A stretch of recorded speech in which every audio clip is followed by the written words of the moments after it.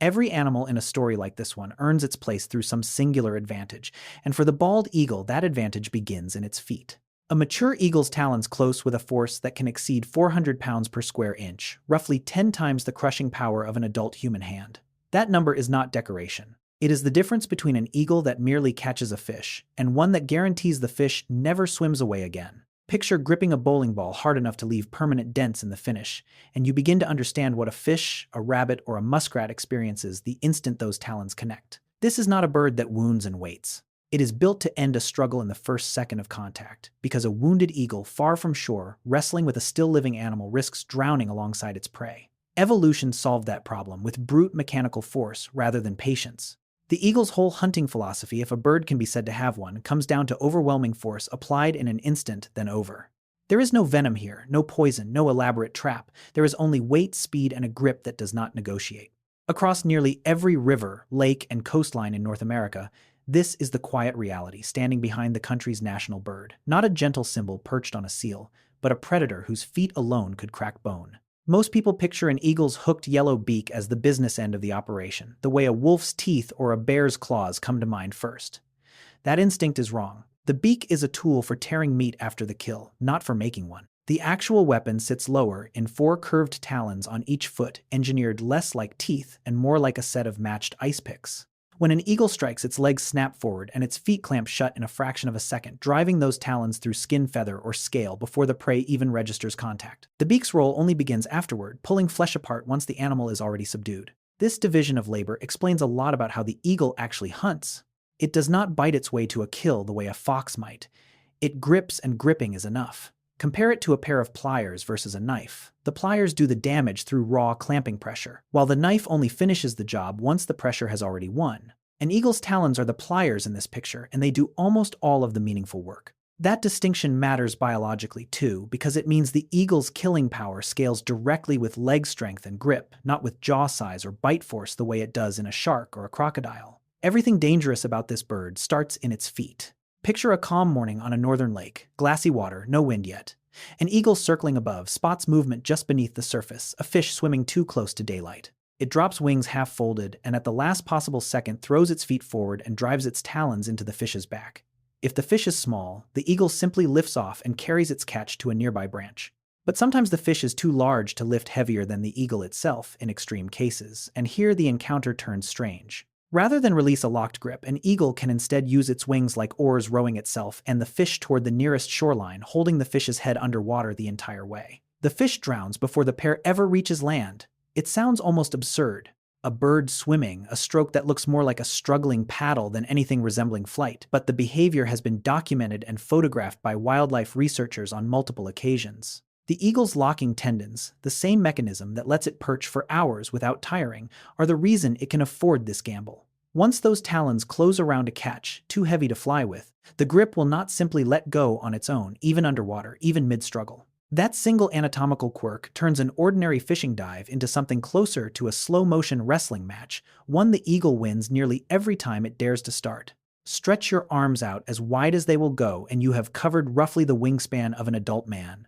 A bald eagle beats that without much effort. Wingtip to wingtip, a large female can reach 7.5 feet wider than a queen-size mattress laid on its side, wider than most doorframes an average American walks through every day. That kind of spread is not just for show. A wingspan that size lets an eagle catch rising columns of warm air and glide for miles while barely flapping, conserving energy. A smaller hawk or falcon simply cannot afford to save. It also means that when an eagle appears over a lake or a stretch of coastline, almost nothing airborne in that space can match its physical presence. Ospreys, herons, gulls, even most hawks look genuinely small beside it, and they act accordingly, giving way rather than contesting the airspace. Size in the sky works differently than size on the ground. There is no need for a bald eagle to chase off a competitor with noise or aggression most of the time. The wingspan alone does the negotiating. A bird that large, moving with that little visible effort, tends to get the water, the branch, or the thermal it wants simply because everything smaller already knows how the encounter would end. That quiet, unspoken authority is part of what makes the eagle's presence over open water so unmistakable long before you can make out the white head or the yellow beak. In most of the animal world, familiar to American households, from dogs to deer to cattle, males tend to run larger than females. Bald eagles flip that expectation entirely. A female bald eagle typically outweighs her mate by a solid margin, sometimes by close to a third, and her wingspan and talons scale up right along with her body. Biologists call this pattern reverse sexual dimorphism, and in eagles it shows up sharply enough that experienced birdwatchers can often tell a mated pair apart at a glance just by comparing size. The reasons behind this size gap are still debated, but the leading explanations connect directly to survival. A larger female can produce and incubate larger eggs, defend a nest against intruders more effectively, and bring down bigger prey when the pair needs extra food during the demanding weeks of raising chicks. Meanwhile, a smaller, more maneuverable male may be better suited to the quick, agile flying required to hunt fast-moving fish and birds day to day. Together, the pair effectively splits the labor by build. It is not unlike an old farming household where one partner handled the heavier, slower work, and the other handled the quicker chores, each suited to a different half of the job. In the eagle's case, that division was not chosen. It was written into the body long before the two ever met, shaping how each pair hunts, defends, and raises young together for years at a time. An osprey is pound for pound one of the best fishing birds in North America, plunging feet first into water with a precision an eagle rarely bothers to match. A bald eagle knows this too, and has learned to let the osprey do the hard work. The pattern repeats across coastlines and rivers all season long. An osprey rises from the water, gripping a fish, arranging it headfirst in its talons for a more aerodynamic flight home. An eagle, watching from a high perch or circling above, times its approach and closes the distance, fast diving and harassing the smaller bird in midair until the osprey, unwilling to risk a real fight, releases its catch. The eagle then simply drops beneath the falling fish, snatches it out of the air before it hits the water, and flies off with a meal it never had to catch itself. Researchers who have watched this unfold describe it almost like a scripted handoff, though the osprey certainly did not agree to the arrangement. It is not laziness so much as efficiency. Why spend energy diving repeatedly into cold water when another bird has already done the difficult part and all that remains is a short, aggressive chase? This behavior is common enough that wildlife photographers along popular fishing rivers can practically set their schedules around it, waiting for the moment an osprey surfaces with a catch, knowing an eagle is very likely already watching from somewhere nearby. Biologists have a formal name for this habit of stealing another animal's catch: kleptoparasitism, built from the Greek word for theft. It sounds almost too academic for something as simple as bullying a smaller bird out of its lunch, but the term reflects how seriously researchers take the behavior, because in some eagle populations, it is not an occasional trick, but a genuine feeding strategy. Studies tracking eagles near major fishing grounds have found that stolen fish can make up a real portion of an eagle's overall diet during certain seasons, particularly when eagles are raising demanding chicks and need a steady, reliable food source without spending extra energy hunting themselves. This matters because it reframes how we should think about the eagle's place in the food chain. It is not simply the animal at the very top, catching everything it eats through its own effort. It is also, in a real sense, an opportunist willing to let a smaller, harder-working bird take the physical risk of the hunt and then claim the reward through intimidation rather than skill. There is a kind of blunt efficiency in that choice, the same logic behind any predator that learns stealing costs less energy than hunting.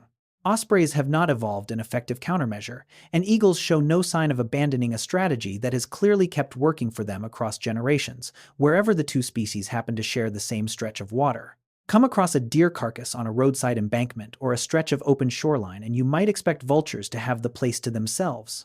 Often they do, right up until an eagle arrives. Bald eagles are not shy about scavenging, and when one lands near a carcass, already claimed by turkey vultures, crows, or smaller hawks, the outcome rarely favors whoever got there first. The eagle does not need to fight for the meal in any prolonged sense. A few aggressive steps forward, wings partly raised head low, is usually enough to send the competition scattering to a respectful distance, where they wait sometimes for a long while for the eagle to eat its fill and leave. This willingness to scavenge surprises people who picture the eagle only as a proud, solitary hunter snatching fish from clear water. The reality is more practical. Food is food, and a bird carrying the energy demands of that wingspan and that body size cannot always afford to be particular about how a meal was obtained. Winter especially pushes eagles toward carrion. When frozen lakes make fishing difficult, and a road-killed deer or a winter-killed fish along a thawing riverbank becomes a dependable calorie source. Far from diminishing the eagle's reputation, this adaptability helps explain how the species survives harsh months that would otherwise threaten a strict fish specialist, turning what looks like scavenging opportunism into one more quiet advantage stacked in the eagle's favor. When a bald eagle commits to a dive, the transformation is immediate. Wings pull in tight against the body, the tail narrows, and what had been a slow, patient glide becomes a controlled fall aimed with total precision. During this stoop, an eagle can reach speeds close to 45 or 50 miles per hour, roughly the pace of a car cruising down a two-lane highway just outside town. That comparison is worth sitting with for a moment because a car moving that fast is a machine built from steel, with an engine, a transmission brakes designed by engineers. An eagle produces that same speed, using nothing but feather muscle and gravity adjusting its shape mid-fall, the way a driver might ease off the gas or tap the brake. Except the eagle is doing this with its entire body while reading wind, water, glare, and a moving target all at once.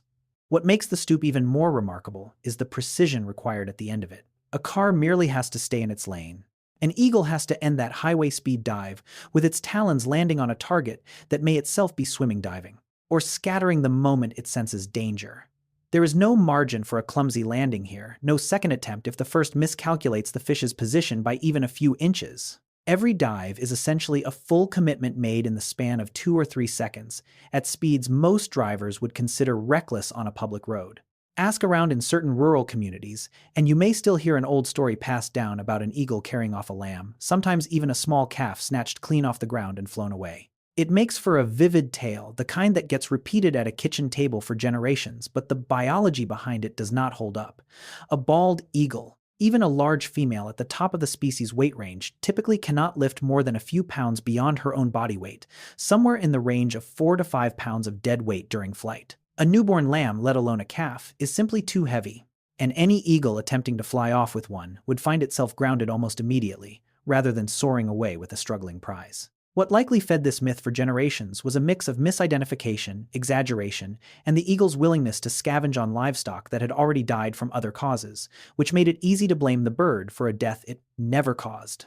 Farmers finding an eagle feeding on a stillborn calf or a lamb lost to disease understandably assumed the worst about what they were witnessing. The eagle, in most of these cases, was simply doing what it does with any available carcass, cleaning up rather than killing. Reputation, once it takes root in a community's stories, tends to outlive the facts by a wide margin. And this is one of the clearer examples of exactly that happening to a bird that never earned it. That misplaced blame did not stay harmless for long. Through much of the 19th and into the 20th century, ranchers and farmers across parts of the American West genuinely believed eagles posed a serious threat to their livestock, and belief translated quickly into action. Some territories and states offered bounties for dead eagles, paying out a set amount per bird turned in, treating the species less like a national symbol and more like a pest to be managed the way one might treat coyotes or crop-raiding rabbits. Alaska alone paid bounties on tens of thousands of eagles across several decades before the practice finally ended, driven by the same fear that a healthy population of large predatory birds threatened the livelihood of working ranches. It is a strange thing to reconcile. Now an animal stamped on currency and government buildings once hunted for cash reward in the very country that claimed it as an emblem. But fear rarely waits for evidence before it acts. And in an era before wildlife biology had the tools to study eagle diets closely, a missing lamb was often explanation enough to reach for a rifle. The bounty programs reflect something larger about how quickly a working community will turn against a predator it does not fully understand, especially when livelihood and survival feel like they are on the line, regardless of what the animal is actually doing out on the range. The turning point came gradually then, all at once. Growing evidence through the early 20th century began to challenge the assumption that eagles posed any serious danger to livestock, even as bounty programs and casual shooting continued in many areas. In 1940, Congress passed the Bald Eagle Protection Act, making it illegal to kill, harass, or possess a bald eagle without a permit, a direct legislative response to population numbers that had begun sliding in the wrong direction. The law did not end the practice overnight. Enforcement across vast rural stretches proved difficult, and old habits persisted in pockets of the country for years afterward. But the legal framework itself marked a genuine shift in how the nation understood this bird, moving it officially out of the category of pest and into the category of protected national symbol decades before the far larger crisis of DDT. Contamination would nearly finish what bounty hunting had. It started looking back. The timeline reads almost like two separate near misses stacked on top of each other. First, the direct persecution from fear and misunderstanding, then a chemical threat nobody saw coming. The eagle survived both, but barely, and the story of that survival says as much about changing human attitudes as it does about the bird's own resilience. Protection, once written into law, gave the species room to recover from one threat just in time to face another, already building in the background. Long before the eagle appeared on a government seal, it held deep spiritual meaning for many indigenous nations across North America. In numerous traditions, the eagle is understood as a messenger, the creature that flies higher than any other, and therefore carries prayers, thoughts, and offerings upward toward the Creator, in a way no human or earthbound animal ever could. This role is not a minor cultural footnote. It shapes ceremony art, naming traditions, and community leadership in nations, from the plains to the Pacific Northwest to the eastern woodlands, each with its own specific relationship to the bird, its own stories, and its own protocols for how the eagle should be honored. The reverence stems partly from direct observation. The same qualities that make the eagle formidable to modern biologists, namely its eyesight, its command of the sky, its position at the very top of its environment, were understood by indigenous communities centuries earlier through careful, sustained attention to the natural world around them. What is worth sitting with here is the contrast between two very different Americas arriving at eagle reverence from opposite directions. One tradition, stretching back thousands of years, saw the eagle as sacred from the beginning. Another, the newer settler nation, spent generations alternately hunting the bird and honoring it, before finally settling into something closer to the respect indigenous communities had extended all along, long before anyone thought to put the eagle on a coin. This reverence carries real legal weight in modern American law. Eagle feathers are used in a wide range of ceremonies, from healing rituals to honor dances to markers of achievement and respect within tribal communities, and possessing them is treated as a matter of genuine cultural and religious significance, not simple decoration. Because both bald and golden eagles are protected under federal law, the general public cannot legally collect, buy, sell, or even keep a feather found on the ground, regardless of good intentions. Recognizing the conflict this created for Native communities whose ceremonial practices depend on access to real eagle feathers, the federal government established the National Eagle Repository, a facility where eagles found dead from natural causes or accidental collision are collected and their feathers distributed specifically to enrolled members of federally recognized tribes who apply through an official process. Demand at the repository has historically outpaced supply by a wide margin, with wait times for a full set of feathers, sometimes stretching well over a year. It is an unusual arrangement, a single federal building effectively serving as the intersection point between wildlife law and religious freedom, built entirely around one species. Few other animals in American law occupy quite this position, protected by conservation statute on one side and honored by ceremonial necessity on the other, with an entire dedicated bureaucracy built just to manage the space between those two obligations. It is worth returning to the eagle's grip one more time because the number alone does not fully capture what that force means in practice. Several hundred pounds per square inch sounds abstract until you consider that the average adult human handshake registers somewhere around 20 to 30 pounds per square inch, a fraction of what a single eagle foot can produce, without visible strain. Now imagine that same crushing force concentrated not across an open palm, but focused down into 4 narrow curved points of talon, each one acting almost like a nail being driven by a hammer rather than a hand simply squeezing. That concentration of force into a small surface area is what allows an eagle to puncture through fish, scales thick fur, or a turtle's shell with a single decisive strike, rather than needing repeated attempts. Engineers who study grip mechanics in raptors have noted that this combination of raw force and narrow contact points makes the eagle's foot remarkably efficient for its size, converting muscular effort into penetrating power far more effectively than a broader, flatter grip ever could. It is the biological equivalent of the difference between being struck with an open hand and being struck with a hammer's claw, same amount of effort behind it, entirely different outcome on the receiving end. That is the mechanism sitting quietly at the base of nearly everything dangerous about this bird. Put that force to work against real prey, and the results become easier to picture. A basking turtle, its shell evolved over millions of years, specifically to withstand crushing bites from predators, can still have that shell cracked open by an eagle's talons under the right circumstances. The same defensive armor that stops a raccoon or a fox, proving insufficient against concentrated point pressure from above. Waterfowl fare no better. A duck or goose caught on open water, capable of diving and evading many predators through sheer speed and agility, has almost no answer once an eagle's talons make contact, because the grip does not require a follow-up strike or a wrestling match to finish the job. One clean hit is typically enough to end the struggle within seconds, the bird's own frantic movement working against it as the talons dig deeper rather than slipping free. This is part of why the eagle's hunting method looks almost anticlimactic from a distance. A fast dive, one brief moment of contact, and then stillness, where a moment ago there was a living, moving animal. There is no prolonged chase across open water, no wrestling match rolling back and forth the way a land predator might struggle with resistant prey. The eagle's entire hunting strategy is built around making that struggle as short as physically possible, and the crushing power behind its grip is the single mechanical reason it usually succeeds. Ask any longtime angler who has fished eagle country for a story, and there is a decent chance you will get one about a fish stolen right off the line. It happens more than people outside fishing circles might expect. An eagle perched nearby, watching a boat reel in a catch, will sometimes wait for the fish to break the surface, and then swoop in before it ever clears the water. Snatching it away from a hook a fisherman had every intention of keeping. Others have reported eagles growing bold enough to land directly on the gunwale of a boat eyeing an open cooler of the day's catch with an expression that leaves little doubt about its intentions.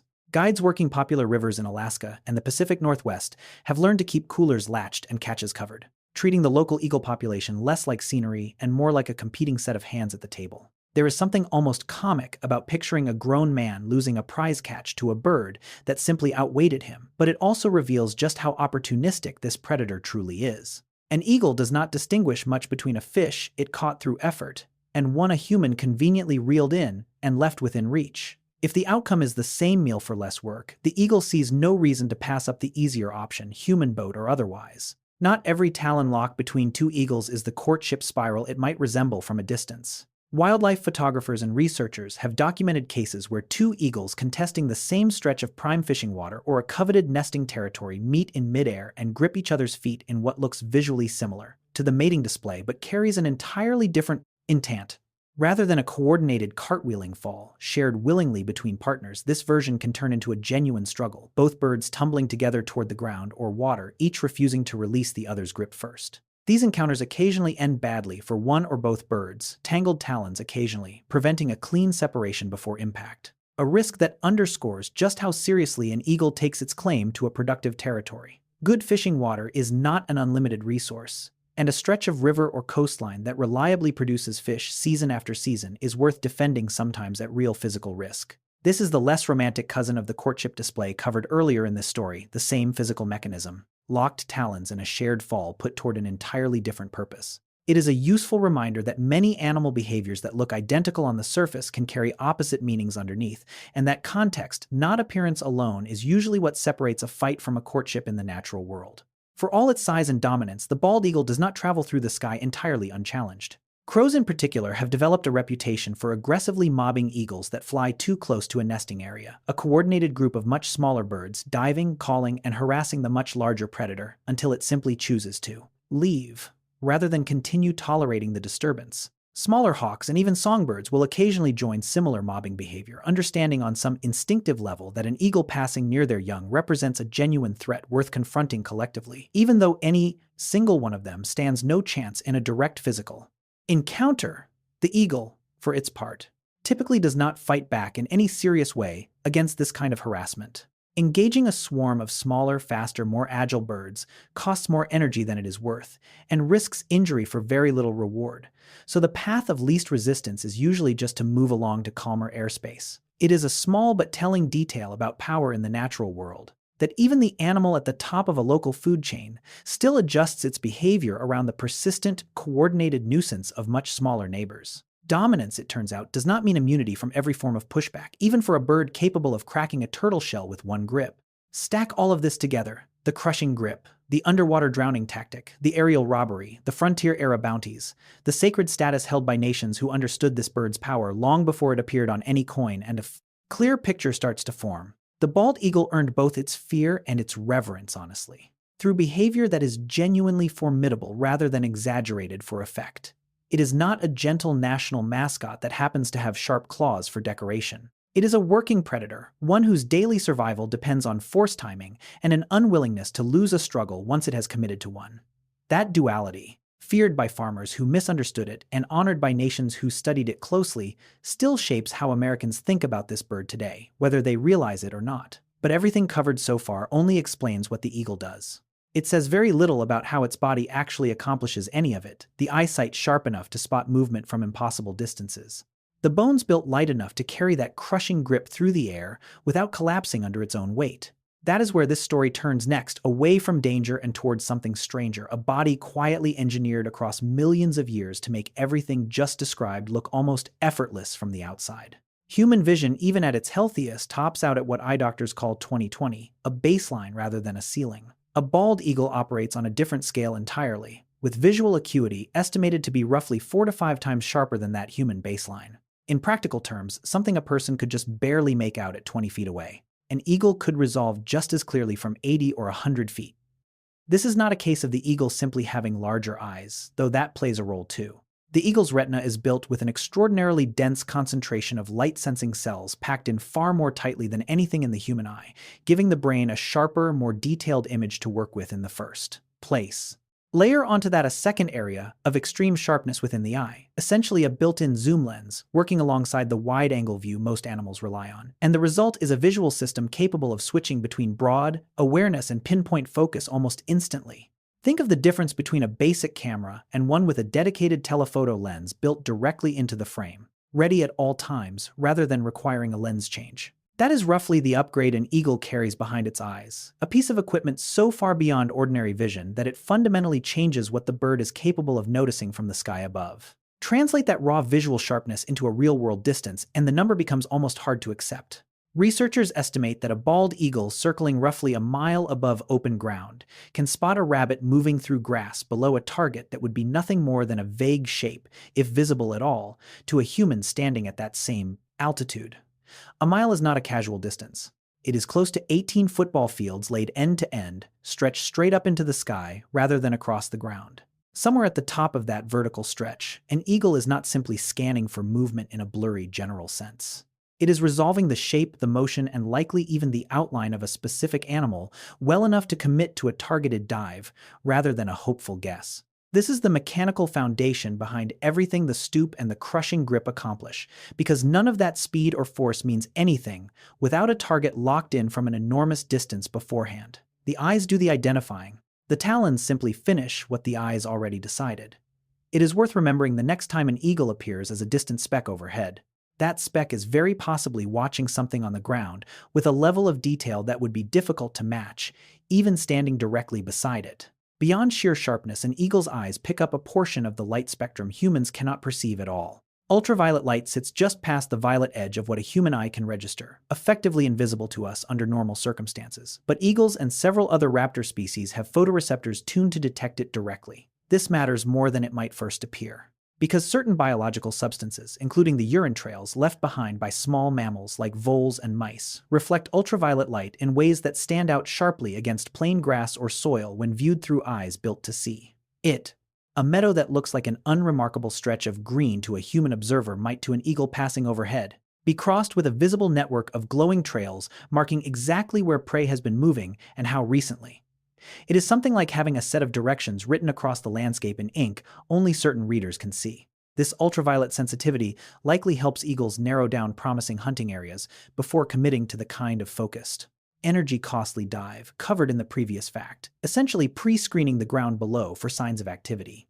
It is one more example of how much of the eagle's hunting success happens before any dive begins at all, built on a visual system quietly gathering information about the world in ways no human observer standing beside it could ever perceive directly. An eagle diving at highway speeds toward water or brush faces an obvious problem. How does an eye stay protected and clear when moving that fast through open air, especially in the final violent moments of contact with prey? The answer is a nictitating membrane, a semi-transparent third eyelid that sweeps horizontally across the eye rather than blinking vertically the way human eyelids do.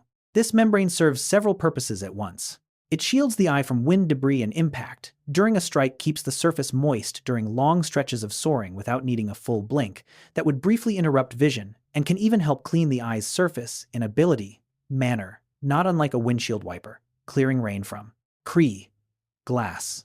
Because the membrane is semi-transparent rather than fully opaque, an eagle can keep the membrane closed during the most violent instant of a strike and still retain enough vision to track exactly what is happening rather than flying blind through the single moment that matters most. It is a small anatomical detail, easy to overlook next to more dramatic facts about grip strength or visual range. But it solves a real engineering problem that would otherwise limit everything else the eagle's eyes are capable of. Speed and precision only matter if the eye delivering that information survives the encounter intact, and this membrane is the quiet piece of equipment making sure that it does. Hold an eagle's skull in one hand, and the first thing that stands out is how much space inside it belongs to the eyes rather than the brain. A bald eagle's eyeballs are nearly the same size as a human's, remarkable given that the eagle's entire head is a fraction of the size of a person's skull in all. Proportionally, this means the eagle has sacrificed brain cavity and skull structure to make room for a visual system that punches dramatically above its weight class. It is a trait in eagles' evolutionary history clearly judged worthwhile prioritizing information gathered through sight over almost anything else the skull might otherwise accommodate. This oversized investment in vision also explains why an eagle's eyes are largely fixed in their sockets, unable to roll side to side the way human eyes do with ease. To compensate, an eagle relies on an unusually flexible neck, capable of rotating its head far enough to cover much of the visual range a more mobile eye would otherwise provide. The trade-off works because the eagle rarely needs to glance quickly side to side the way a human tracking traffic might. Its hunting strategy depends on sustained forward-focused scanning from altitude, exactly the kind of task oversized fixed eyes are built to excel at. Every part of this arrangement, the size, the fixed position, the compensating neck, points back to the same underlying priority, a body built almost entirely around seeing everything first. Feathers cover most of an eagle's leg, giving the limb a smooth, almost sculpted appearance from a distance, but the business end of the foot tells a very different story up close. The underside of each toe is covered in small, hardened, spiked projections called spicules, structures that function something like a set of built-in cleats molded directly into the skin. These spicules dramatically increase friction and grip, especially useful against prey that is wet, slippery, or actively struggling to twist free, the exact conditions an eagle faces on nearly every fishing strike it attempts. A fish fresh out of the water is coated in slime, specifically evolved to help it slip free from a predator's grasp. A defense that has worked well against countless other hunters over millions of years. Spicules counter that defense directly, digging into the fish's flesh with texture rather than relying on smooth pressure alone. The same basic principle behind a hiking boot's tread biting into wet rock where a smooth sole would slide. Without this feature, an eagle's crushing grip strength alone might not be enough to secure a genuinely slippery catch, no matter how many pounds per square inch of force stood behind it. Grip strength and gripping surface work as a matched pair here, one supplying the force and the other making sure that force actually translates into a hold the prey cannot twist its way out of. Muscles get tired. Anyone who has spent an afternoon gripping a hedge trimmer or a heavy suitcase handle knows that continuous grip strength fades fairly quickly, the hand loosening involuntarily as fatigue sets in. An eagle's foot solves this problem in a way no human hand ever could, through a tendon-locking mechanism that allows the talons to remain clamped shut without ongoing muscular effort once they have closed around something. Essentially, the act of closing the foot pulls a tendon into a position where it catches and holds, similar in principle to a ratchet strap locking into place once tightened, requiring a deliberate release rather than continuous tension to stay closed. This explains a detail that puzzles many first-time observers: why an eagle can perch motionless on a branch for hours without its foot visibly tiring or loosening its hold even during sleep. The same mechanism proves critical during a difficult catch, particularly the underwater drowning tactic covered earlier, where a fish too heavy to lift might otherwise simply pull itself free through sheer struggling weight and time. Because the grip locks rather than depends on sustained muscle contraction, the eagle can maintain that hold far longer than raw strength alone would allow, turning what might otherwise become a losing battle of endurance into one the eagle wins simply by outlasting the prey's ability to keep fighting. Walk past a tall tree along a riverbank at dusk, and it would not be unusual to spot an eagle perched motionless at the top silhouette, barely shifting for what could be an hour or more. That stillness is not effort. Thanks to the same tendon-locking system responsible for securing prey mid-struggle, an eagle's grip on a branch requires almost no ongoing muscular work to maintain once it has settled into position. The foot locks around the perch much the same way it locks around a catch, allowing the bird's leg muscles to essentially relax while the tendon mechanism does the structural work of holding the bird in place. This is part of why eagles can sleep perched high in a tree without any real risk of losing their grip and falling, a concern that would otherwise seem reasonable given how high above the ground many nesting and roosting sites sit. It is worth comparing this to how uncomfortable a human hand becomes, gripping even a lightweight object for an extended stretch of time. Forearm muscles cramping long before real fatigue would ever threaten an eagle's hold. The eagle simply does not experience that same trade-off. Once locked in, the grip essentially runs on its own, freeing the bird to rest, watch the surrounding water for movement, or sleep entirely, all without expending the ongoing energy a continuously flexed human grip would demand under the same circumstances. Look closely at an eagle's foot, and the four talons are not identical twins repeated 4 times over. Each one is shaped slightly differently with distinct curvature and length, suited to a specific job within the overall grip. The rear talon, sometimes called the hallux, tends to be the largest and most sharply curved of the four. And researchers studying raptor kills have noted it often does the deepest, most damaging puncture during a strike, functioning almost like the primary striking point, while the three forward-facing talons work together to secure and stabilize the hold around it. This division of labor within a single foot mirrors on a much smaller scale the kind of specialized toolkit a tradesman might carry, where no single tool handles every task equally well, but each one is shaped precisely for its particular role within a larger job. An eagle striking a fish is not simply squeezing down with four generic points of pressure. It is deploying a coordinated set of specialized structures, each contributing something slightly different to the overall hold. All in the same fraction of a second it takes the foot to close. This level of specialized design within something as small as a single bird's foot is easy to overlook, but it represents millions of years of refinement tuning, not just raw grip strength, but the precise geometry of how that strength gets applied against a living, struggling target. Nothing about a newly hatched or juvenile bald eagle looks like the bird most Americans picture when they hear the name. A hatchling emerges with pale gray eyes and a covering of soft grayish down, and as it grows into its first full set of feathers over the following weeks, those feathers come in a mottled, uneven brown that covers the head, body, and tail in roughly equal measure, with no clean white anywhere on the bird. The overall effect is closer to a large, somewhat scruffy hawk than anything resembling the crisp, iconic image stamped on coins and government seals. This is not a flaw or a sign of poor health. It is simply the starting point of a long transformation the bird has not yet begun. For an animal whose adult appearance carries so much cultural weight, there is something almost humbling about how ordinary, even awkward, that same bird looks during its first year of life, mottled and brown, easily mistaken from a distance for an entirely different species of hawk. The eyes tell a similar story, starting pale and gradually darkening over the following years until they settle into the sharp, pale yellow most people associate with a mature eagle's stare. Nothing about the finished symbolic version of this bird arrives all at once.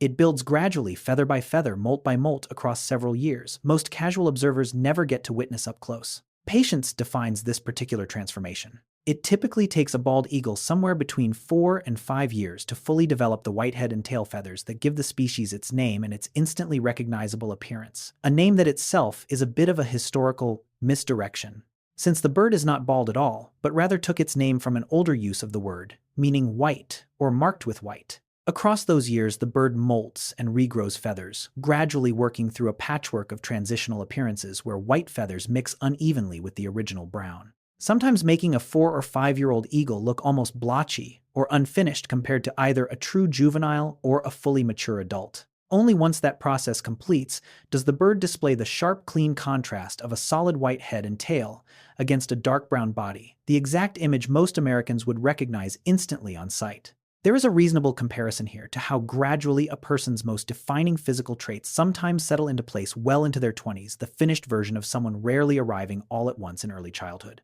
For an eagle, this multi-year wait carries real practical weight too, because that recognizable white head signals full sexual maturity to other eagles, meaning the bird is not just changing in appearance but crossing into an entirely new phase of its adult life at the same time. Before modern field guides and photography made juvenile eagle identification straightforward, this dramatic appearance gap led to genuine confusion among early naturalists and casual observers alike. A large brown hawk-like bird with pale mottling bore so little resemblance to the adult bald eagle that some 19th century birdwatchers assumed they were looking at an entirely different species altogether occasionally, documenting sightings under separate informal names before the connection to juvenile bald eagles was properly understood. It is easy to imagine the confusion firsthand. Standing along a riverbank, spotting a large brown raptor with no white anywhere on it, and having no reasonable way to connect that bird to the crisp, white-headed eagle pictured on a nearby flag or coin. The mistake was not carelessness. It reflected a genuine gap in available knowledge at the time, one that took years of careful, patient observation of individual birds across multiple seasons to finally resolve. This kind of error offers a useful reminder about how much natural history depends on sustained observation rather than a single glance, because the full picture of an animal's life often only becomes clear across years, not moments. Modern ornithologists no longer make this particular mistake, but the historical confusion stands as a small telling example of just how dramatically this bird changes in appearance before it ever settles into the form the country chose to put on its emblem. Here is a detail that tends to stop people in their tracks the first time they hear it. Weigh every bone in a bald eagle's skeleton, then weigh every feather covering its body separately, and the feathers come out heavier. It sounds backward, especially for a bird whose bones support a body large enough to carry off a 5-pound fish and a wingspan that can stretch past 7 feet. But the numbers hold up. An eagle's full skeleton typically accounts for roughly half a pound or less of its total body weight, while its feathers, several thousand of them, covering nearly every surface of the bird, add up to noticeably more than that. Picture the difference between a bundle of dry twigs and a thick wool blanket of similar overall size. And you start to get a sense of how the weight is distributed here. Structure on one side, insulation and surface area on the other, and the softer material somehow outweighing the rigid frame beneath it. This is not a coincidence or a curiosity without purpose. It reflects a deliberate evolutionary trade-off toward minimizing skeletal weight wherever possible. Since every ounce a flying bird carries in bone is an ounce, it must also lift, sustain, and maneuver through the air on every single flight. The eagle's body solved that problem by building a frame as light as engineering would allow, then letting feathers carry weight the skeleton itself was never designed to hold. The trick behind that surprisingly light skeleton lies inside the bones themselves.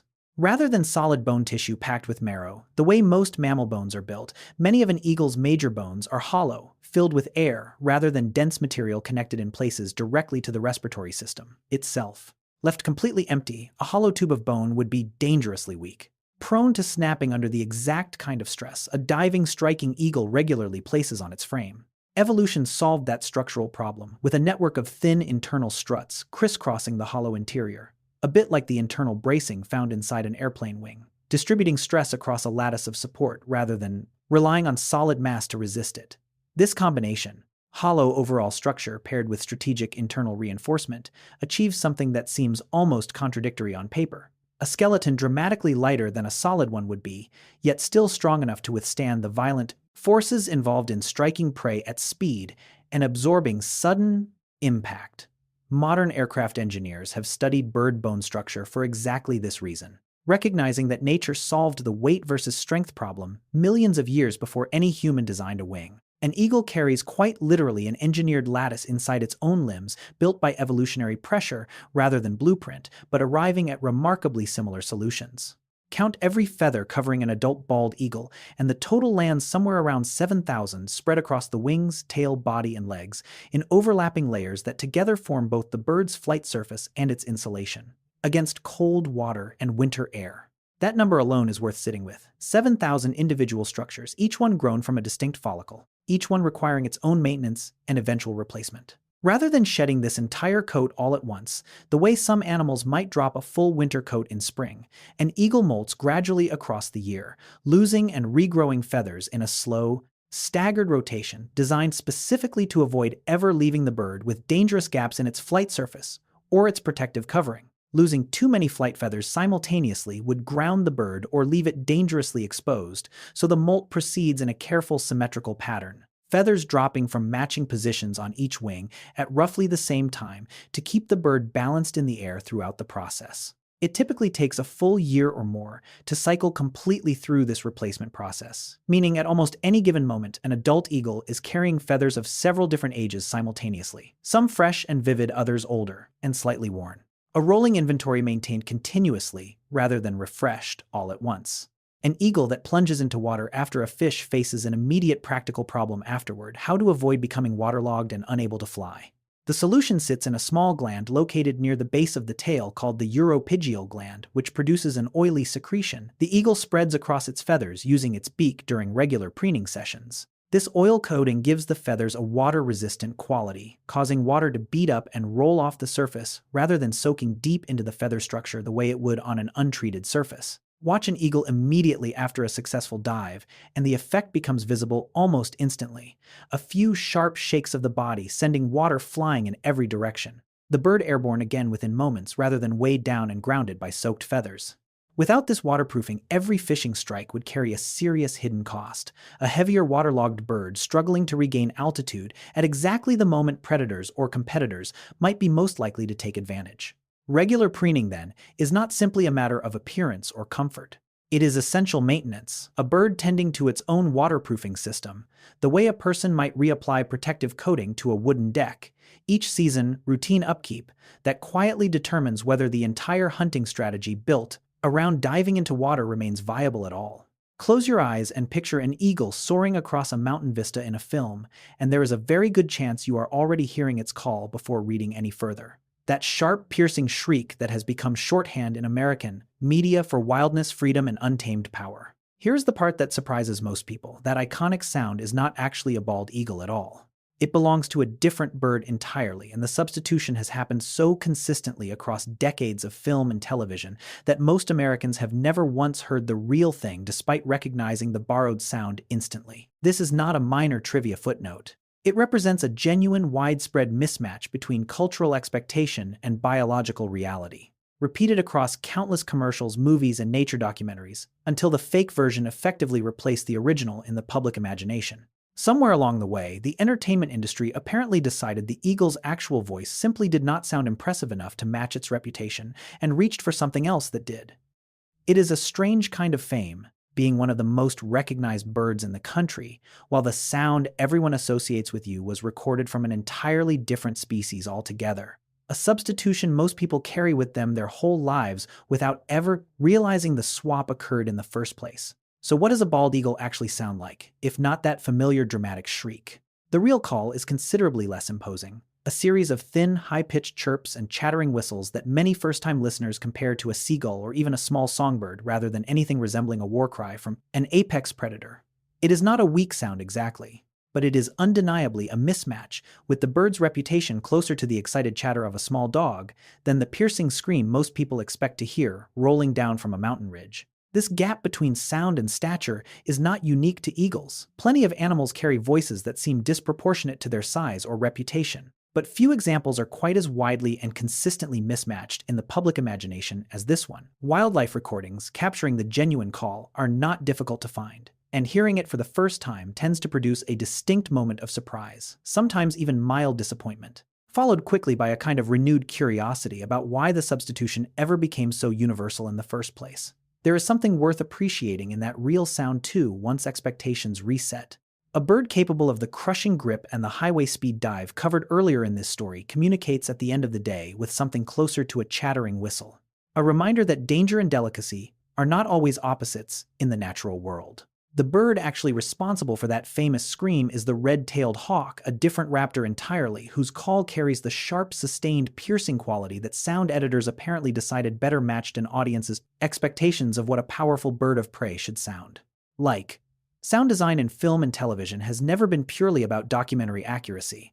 It is about emotional effect, about giving an audience the sensation the scene is reaching for, regardless of whether the actual source matches the visual on screen. Somewhere in the early decades of American film, an editor reached for the red-tailed hawk's call to accompany eagle footage. The substitution worked exactly as intended, and the practice simply stuck, repeated by imitation across studios and decades, until it became an unquestioned industry default, rather than a deliberate creative choice anyone actively reconsiders.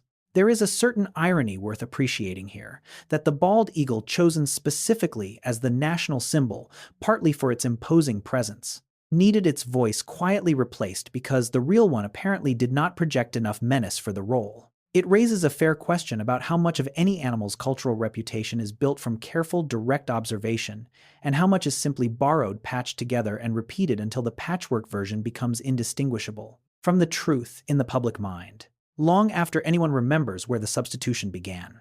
Step back from the sound mix-up, the hollow bones, the locking talons, and the ultraviolet vision, and a clear pattern emerges across everything this stretch of the story has covered. Almost nothing about the eagle's actual design matches the loud, dramatic reputation built up around it through film, folklore, and frontier-era fear.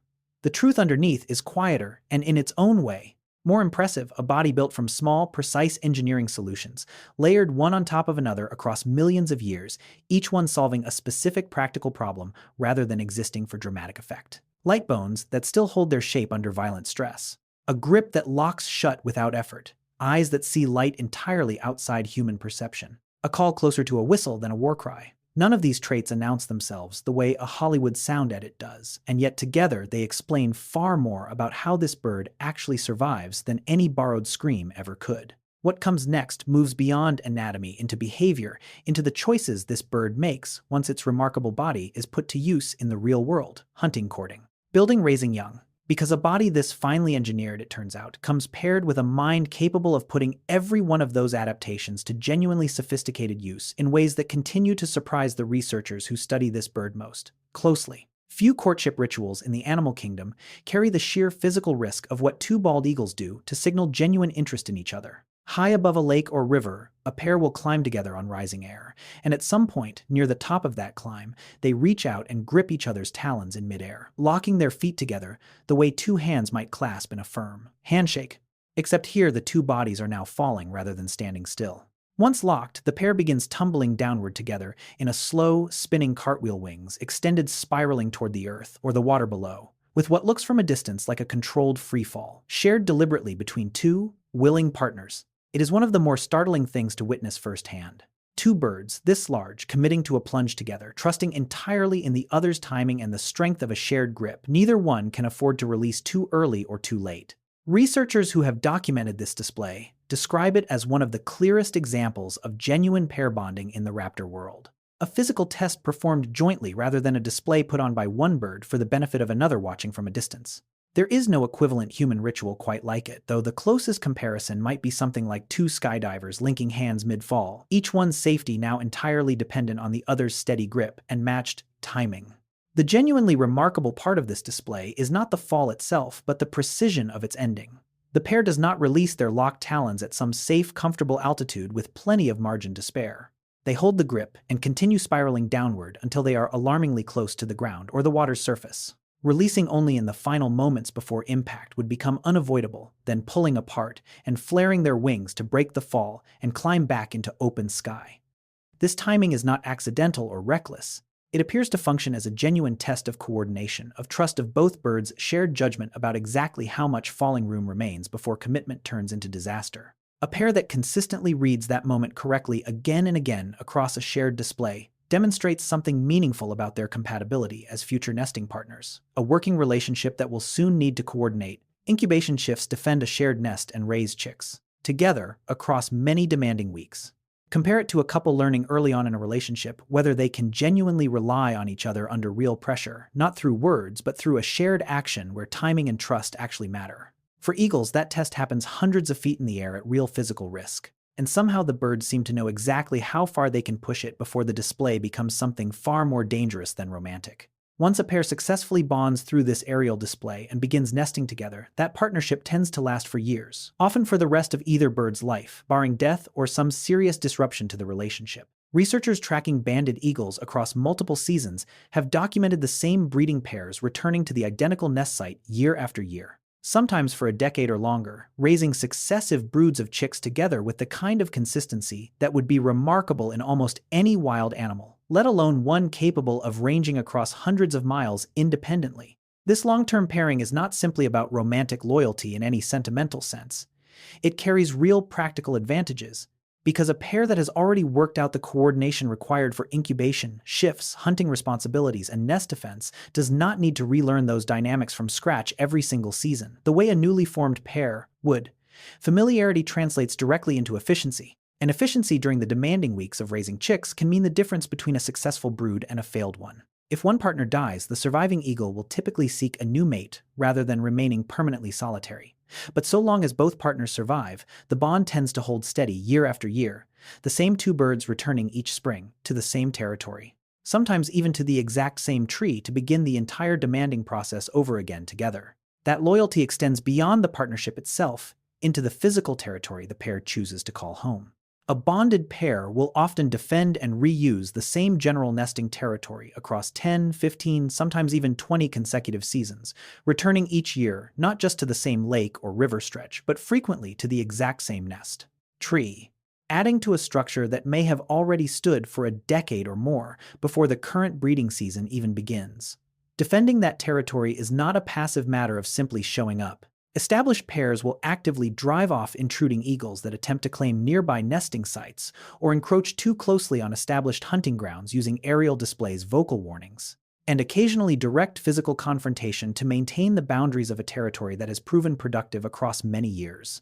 This kind of long-term site fidelity makes sense once you consider what is actually at stake: a nesting territory that has already demonstrated reliable fishing access, adequate tree cover, and safe distance from major human disturbance represents a genuinely valuable resource, one not easily replaced by simply relocating to an unfamiliar stretch of shoreline. Wildlife biologists monitoring specific nest sites across decades have watched the same general territory pass through multiple successive pairs over the years. As older birds die and new pairs move in to claim a location that has apparently proven its worth across a span of time longer than most human homeowners stay in a single house.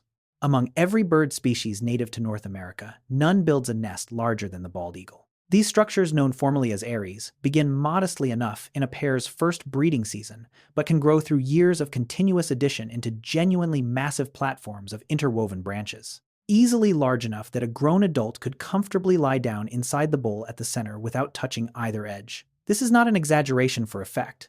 Documented nests have measured well over 6 feet across, even in relatively modest newer examples, with the most extreme long-term structures growing dramatically larger still, a scale that will get its own fuller treatment later in this story once the full weight and dimensions of the most extreme recorded examples come into focus. What drives this scale is simple continuity. Unlike many bird species that build a fresh, modest nest each breeding season and abandon it once chicks fledge, eagles return to the same structure repeatedly, adding new material on top of the old rather than starting over, allowing size to accumulate compound style across years rather than resetting to zero every spring. The result is something closer to a piece of long-term architecture than a typical bird's nest, a structure built collaboratively by a single mated pair across a span of years that can, in extreme documented cases, stretch into multiple decades of continuous use and expansion. Every eagle nest begins with the same basic engineering challenge: establishing a stable foundation strong enough to support a structure that will only grow heavier with each passing year. Pairs typically select a tall, sturdy tree with a solid fork near the crown, or alternatively, a wide protected cliff ledge in areas without suitable large trees. Prioritizing locations that offer both structural support and a reasonably clear flight path in and out for birds carrying awkward loads of branches, or later fish for hungry chicks. Construction begins with the largest, sturdiest branches available, often broken directly from nearby trees, using body weight and momentum rather than gathered loose from the ground, then wedged carefully into the chosen fork or ledge to create a stable base framework the rest of the structure can be built upon. This initial foundation stage matters enormously for the nest's long-term survival, because a poorly anchored base risks catastrophic collapse in later years, once decades of additional material have made the overall structure significantly heavier than what a single season's construction alone would produce. Eagles appear to select foundation sites with real discernment, favoring trees with strong central forks, capable of distributing weight across multiple sturdy limbs, rather than relying on a single branch to bear the entire eventual load. A decision that will matter more and more as the nest continues, expanding season after season into something far heavier than its original modest frame. Structural branches alone would leave eggs and vulnerable chicks resting against a rough, uneven surface, entirely unsuited to incubation or early development. So eagles line the interior bowl of the nest with progressively softer material. Construction nears completion. Grasses, moss, and finer plant material get worked into the gaps between larger branches, gradually smoothing the interior surface, while a final layer of down feathers, often plucked directly from the adult birds themselves, provides the softest, most insulating surface directly beneath where eggs will eventually rest. This lining serves multiple practical purposes at once: cushioning fragile eggs against the hard branches beneath, trapping warmth during incubation in a way exposed branches never could, and later, providing a marginally softer surface for newly hatched chicks whose bodies are still developing, the coordination and strength to move confidently around a bring. Nest built primarily from thick, unforgiving wood. Pairs will often refresh this interior lining each season, even when the overall structural framework remains largely intact from previous years, replacing worn or compacted material with fresh grass and down before eggs are laid, not unlike a homeowner replacing worn bedding each season while the house itself remains standing.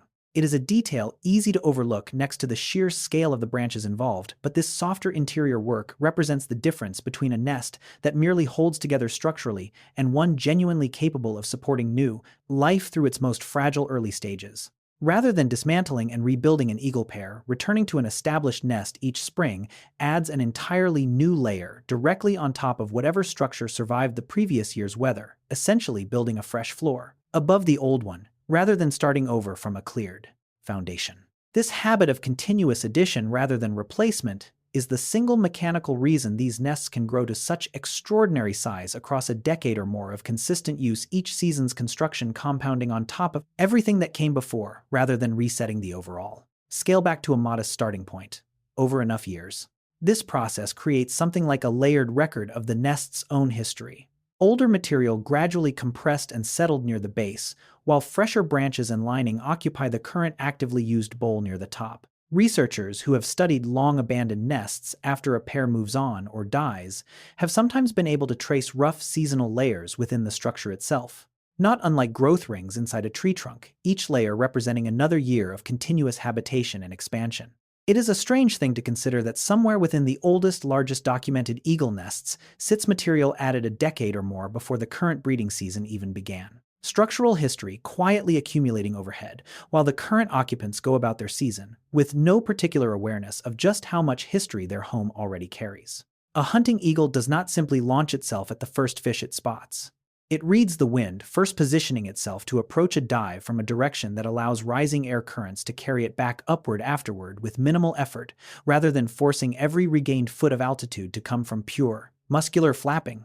This is not unlike the way an experienced sailor reads wind direction before committing to a particular tack, understanding that working with existing conditions costs far less energy than fighting directly against them.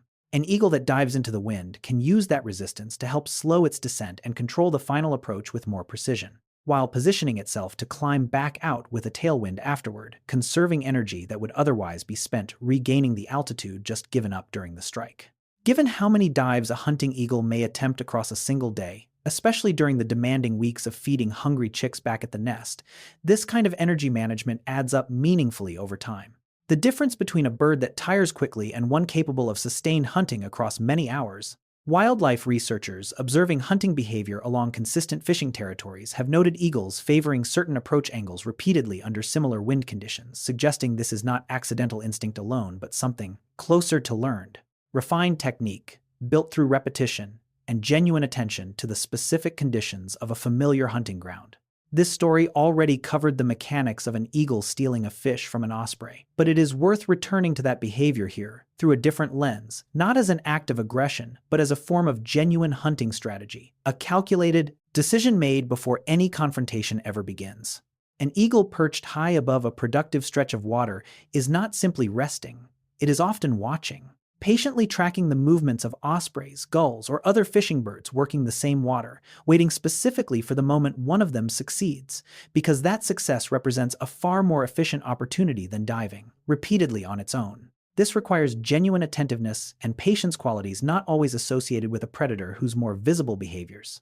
The crushing grip, the highway speed dive tend to dominate its reputation. But sitting still and watching another animal do the difficult work, then acting decisively only once success has already been achieved by someone else, is its own form of hunting intelligence, one built around minimizing wasted effort rather than maximizing direct physical confrontation. Some biologists studying eagle energy budgets have suggested that individual birds may even develop informal habits around this strategy, returning repeatedly to stretches of water known for reliable osprey activity rather than distributing their attention randomly, effectively treating another species hunting success as a predictable, exploitable resource worth monitoring closely across an entire season. Pulling off a successful mid-air robbery is not as simple as spotting an osprey, carrying a fish, and giving chase. Timing matters enormously, and an eagle attempting this maneuver has to read the smaller bird's flight path, anticipate its likely direction, and close the gap fast enough to force a genuine confrontation before the osprey can reach the safety of a nest or dense cover, where pursuit becomes far more difficult. Approach too early before the osprey has fully secured its grip on the fish, and there may be nothing worth stealing yet. Approach too late once the osprey has already gained meaningful distance or altitude, and the chase becomes a costly, possibly unsuccessful expenditure of energy for no guaranteed reward. The window for an efficient, low-cost theft sits somewhere in between, and an eagle experienced at this particular hunting strategy appears to judge that window with real precision, launching pursuit at a moment that maximizes the odds of success while minimizing the energy spent chasing. This kind of split-second judgment, built on reading another animal's likely behavior and reacting within a narrow, correctly identified window, represents a more sophisticated cognitive task than the raw physical spectacle of the theft itself might suggest at first glance. It is less about brute aggression and more about anticipation. A skill that separates a genuinely effective kleptoparasite from one that simply burns energy chasing birds it was never actually going to catch in time. For most of the year, bald eagles behave as the solitary or paired hunters. This story has largely described so far each pair defending its own territory, and rarely tolerating close company from unrelated birds. Salmon runs shatter that pattern entirely. When spawning, salmon return to specific rivers in staggering numbers, particularly across parts of Alaska and the Pacific Northwest. Eagles from a wide surrounding region abandon their usual territorial habits and converge on that single stretch of water, sometimes gathering by the hundreds, within the span of just a few days once the run reaches its peak. This temporary abundance completely overrides the normal cost-benefit calculation behind territorial defense. Fighting to exclude every other eagle from a stretch of river suddenly loaded with dying, easily caught salmon simply is not worth the energy when there is more food available than any single pair could possibly need or defend effectively. Anyway, eagles that spent the rest of the year keeping careful distance from one another will feed within easy sight of dozens of others during peak run conditions, an almost unrecognizable shift in social behavior driven entirely by a temporary, overwhelming surplus of an easy food source. It is one of the more striking examples in this story of how flexible eagle behavior actually is beneath its usual solitary reputation, adjusting dramatically and quickly whenever environmental conditions make a different strategy clearly more advantageous. What makes this seasonal gathering particularly interesting is just how completely it overrides behavior that otherwise holds steady across the rest of an eagle's year. This is a bird that will lock talons with a rival over disputed fishing water, that drives off vultures and hawks from a shared carcass, that defends the same nesting territory season after season against any encroaching neighbor. And yet when a salmon run peaks, that same bird will feed calmly within close proximity of dozens of unrelated eagles, tolerating a density of its own species it would never accept under ordinary circumstances anywhere else in its territory. The explanation comes down to simple economics playable out in biological terms. Aggression and territorial defense cost energy, and that cost only makes sense when a resource is genuinely scarce enough to be worth fighting over. A river suddenly carrying more dying salmon than any collection of eagles could possibly consume removes that scarcity entirely, at least temporarily, and removes the underlying incentive for conflict right along with it. Once the run tapers off and the easy abundance fades, eagles disperse back to their individual territories, and the usual solitary defensive behavior resumes as though nothing had changed. It is a clean, almost mathematical demonstration of how flexible wild behavior really is, adjusting not out of any conscious social choice but simply because the underlying cost and benefit of cooperation shifted, however temporarily, in a new direction. Commercial and recreational fishing has handed eagles yet another reliable food source, and the birds have adapted to it with the same opportunistic efficiency seen throughout their hunting behavior. In coastal areas with regular fishing traffic, eagles have learned to recognize and follow boats, actively working nets or lines, positioning themselves nearby in anticipation of bycatch, unwanted fish or scraps that get tossed back overboard once a catch is sorted. This is learned behavior rather than instinct alone, meaning individual eagles in high-traffic fishing areas have essentially figured out through repeated observation that a working boat represents a predictable, low-effort meal, source worth actively tracking rather than waiting to encounter by chance. Fishing guides working the same waters day after day have reported the same individual eagles showing up reliably whenever boats begin working, a particular stretch suggesting genuine recognition of the pattern rather than coincidental proximity. This adaptation says something meaningful about the eagle's underlying flexibility as a species, its willingness to fold entirely new, human-created opportunities into an existing hunting strategy built originally around wild prey. Rather than treating boat traffic as a disturbance to avoid, the eagle has recontextualized it as another version of the same opportunistic theft strategy already used against ospreys, simply redirected toward an entirely different, human-operated source of easy food. The eagle's opportunism extends well past boats and rivers into territory that might genuinely surprise people who picture this bird exclusively in remote wilderness settings. Certain eagle populations living near urban and suburban sprawl have been documented, scavenging at landfills, picking through discarded food waste alongside gulls and crows, and in some, especially well-documented cases, loitering near fast food restaurant parking lots where discarded food scraps offer an easy, if unglamorous, meal. It is a genuinely strange image to sit with the same bird capable of a highway speed dive and a crushing 400-pound grip reduced in certain settings to picking through a parking lot for dropped fries. But it reflects the same underlying opportunism already covered throughout this story, applied to an entirely new human-dominated setting. Wildlife biologists studying these populations note that this adaptability, while perhaps undignified compared to the bird's more celebrated wild hunting behavior, likely plays a real role in the species' broader recovery and expansion into areas increasingly shaped by human development. An eagle unwilling or unable to exploit new human-created food sources would face a shrinking set of viable habitat options as wild shoreline continues giving way to development. Instead, this bird has proven remarkably willing to meet human sprawl halfway, adjusting its foraging habits just enough to keep thriving, even as the landscape around it changes in ways no evolutionary pressure could have specifically anticipated. Once a young eagle fledges, successfully leaving the nest for the first time on wings still not fully developed, it faces a challenge considerably larger than simply learning to fly. Many eagle populations undertake genuine seasonal migration, sometimes covering enormous distances between summer and winter ranges. And remarkably, a juvenile bird typically makes its very first migratory journey entirely alone, without any parent bird leading the way or demonstrating the correct route. This stands in sharp contrast to migratory behavior in some other species, where young animals travel in family groups or learn specific routes directly by following experienced adults across at least one full migration cycle before attempting the journey independently. A juvenile eagle gets no such guided introduction. It leaves the nest, spends some weeks or months in the general vicinity, building flight strength and hunting skill, and then when the season shifts, departs on a migratory journey it has never made before, toward a destination it has never seen, using cues no researcher has yet fully mapped out with complete confidence. That a bird this young can navigate successfully under those conditions raises real questions about exactly what internal mechanism is doing the guiding. Questions that current science still has not answered with complete certainty. A mystery this story will return to directly in its closing stretch, once the full scope of what remains genuinely unknown about this bird comes into clearer focus. Modern tracking technology has finally given researchers a genuine window into just how far and how accurately these unguided young birds actually travel.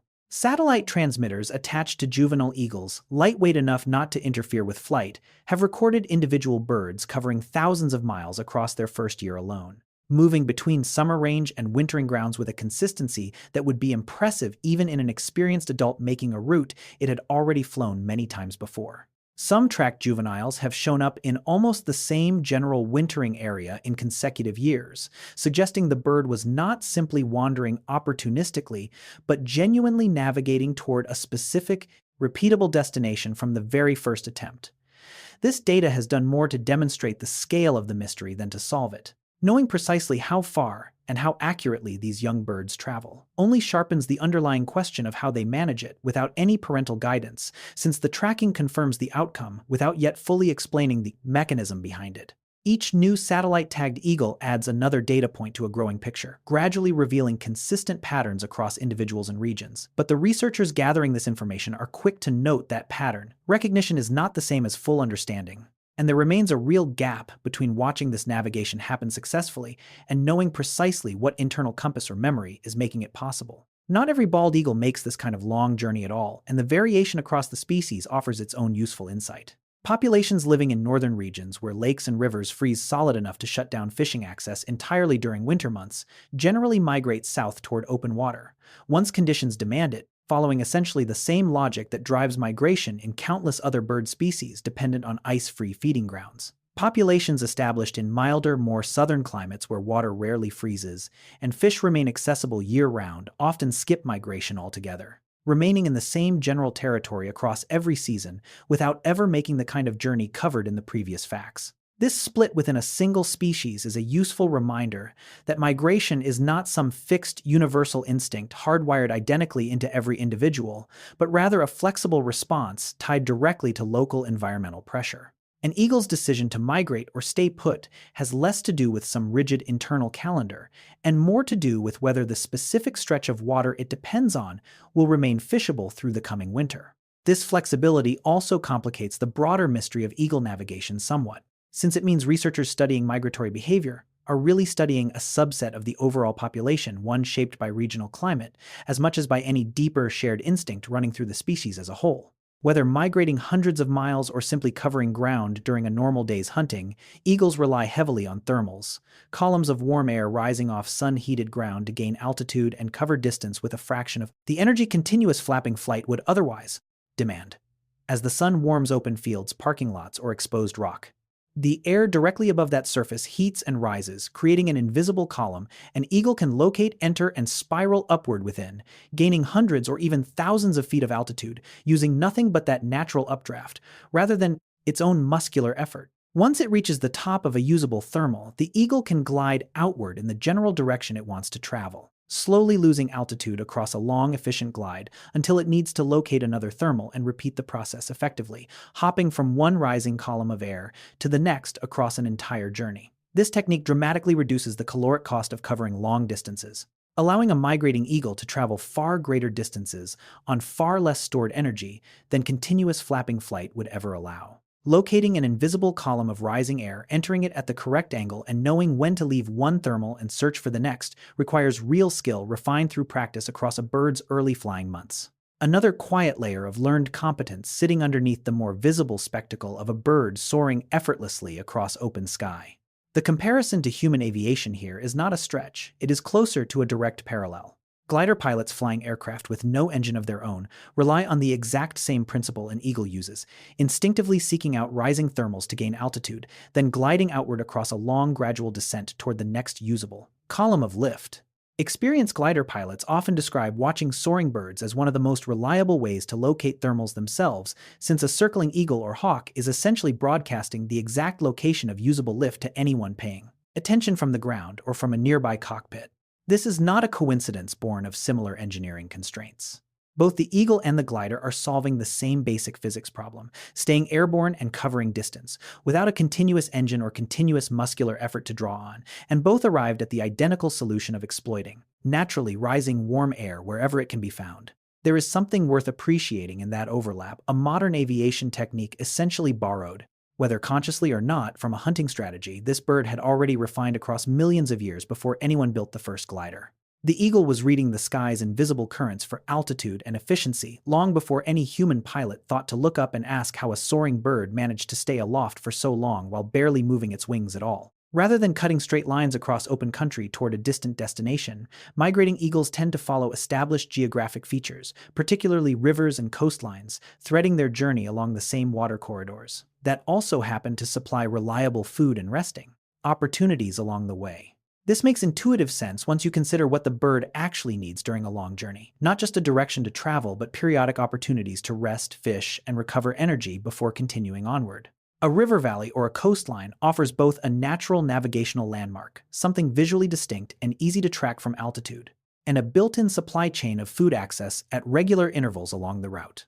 Researchers studying tracked migration paths have noted this pattern repeatedly, individual birds threading along the same general river systems and coastal corridors year after year, rather than choosing new, more direct paths across unfamiliar terrain. This overlap between navigation and resource access likely explains part of why migration proves survivable even for a young, inexperienced bird. Making the journey for the first time without guidance, since following a river or coastline effectively builds in a margin of safety. Food and rest never too far away. Even if the bird's precise internal navigation system remains something science has not yet fully mapped out with complete confidence.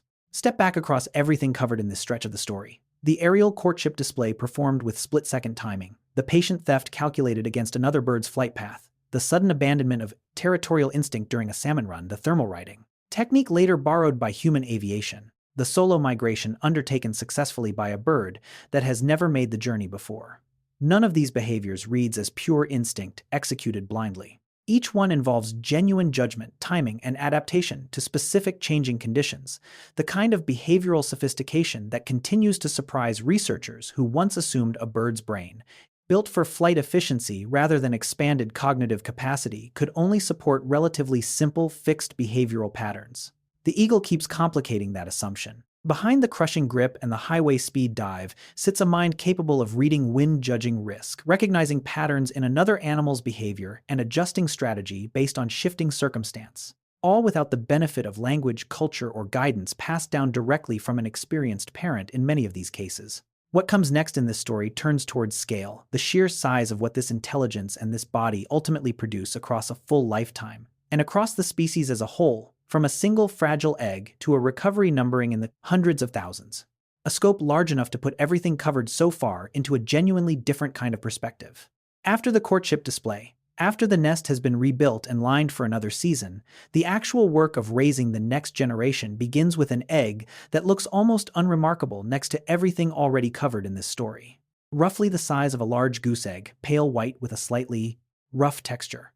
From the moment that egg is laid, it takes approximately 35 days of steady incubation before a chick finally works its way free of the shell, a process both parents share, taking turns keeping the egg warm, while the other hunts or stands guard nearby. That 5-week wait is not passive. Both adults remain in near constant attendance during this stretch, since eagle eggs are vulnerable to temperature swings, predation from crows or raccoons, and simple accident if left unattended, even briefly during the wrong moment. The chick itself does most of the final work alone, using a small temporary structure on its beak called an egg tooth to chip its way through the shell from the inside, a process that can stretch across a full day or more of effort before the shell finally gives way completely. There is something worth pausing on here, that a bird capable of the aerial spectacle and raw physical force covered earlier in this story begins its life with this same slow, exhausting, entirely solitary struggle just to reach open air for the first time. No parental help extended even for that first, difficult push into the world.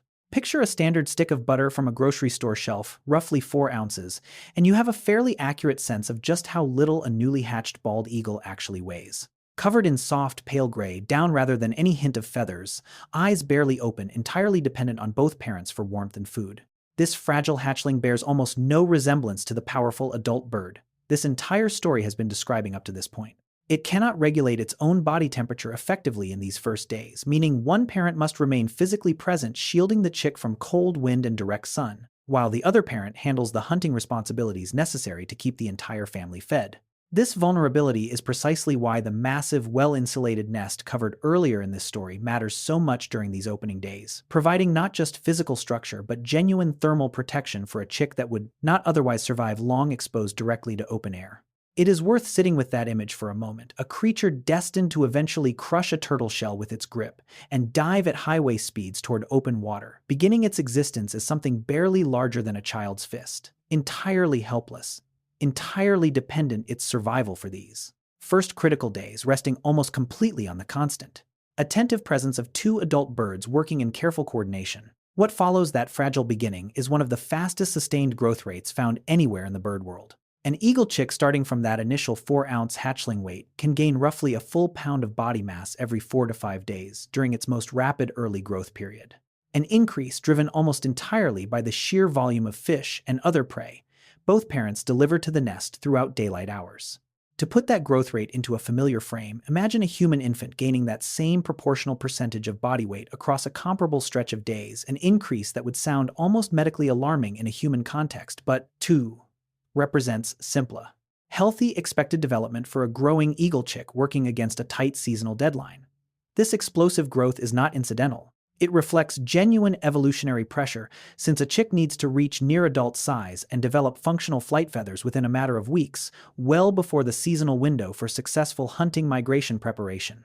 And independent survival begins closing. Feeding a growing chick at this pace requires both parents hunting almost continuously during peak growth weeks, delivering fish back to the nest multiple times throughout a single day, an intensive parental effort that only makes sense once you understand just how much raw biological material that small, rapidly expanding body is actually converting into new bone, muscle, and feather structure in such a compressed span of time. By the time an eagle chick reaches somewhere between 10 and 12 weeks of age, that explosive early growth has largely caught it up to nearly full adult size, body mass, and wing structure, both approaching what the parent birds carry even, though the chick has not yet attempted a single independent flight. This creates a genuinely strange window in the nest during these final weeks before fledging an enormous, nearly full-sized bird, still confined to the same nest platform it hatched into as a helpless 4-ounce chick just weeks earlier. Wings stretching and flapping in place as muscles and coordination continue developing, even while the bird itself has already reached something close to its full physical dimensions. Parents continue provisioning food throughout this period, though the chick increasingly begins tearing and feeding itself, rather than depending entirely on a parent to deliver bite-sized pieces directly. This near-adult size arriving before functional flight ability creates real logistical pressure on the nest itself, an already massive structure now supporting essentially 2 full-grown birds' worth of combined weight between the maturing chick and whichever parent happens to be present at any given moment. It is a genuinely brief but visually striking phase in the eagle's development.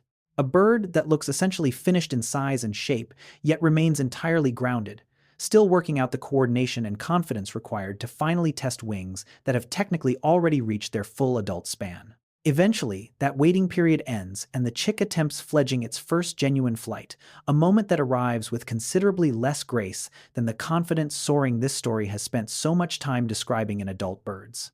A fledgling eagle's first flight is typically clumsy, sometimes barely controlled, occasionally resulting in an awkward crash, landing on a lower branch, or even the ground below, rather than the smooth, confident glide a mature bird would produce under identical conditions. Parents cannot meaningfully postpone this moment or soften its arrival. There is no gradual supervised practice flight, no controlled first attempt guided closely by an adult demonstrating proper technique nearby.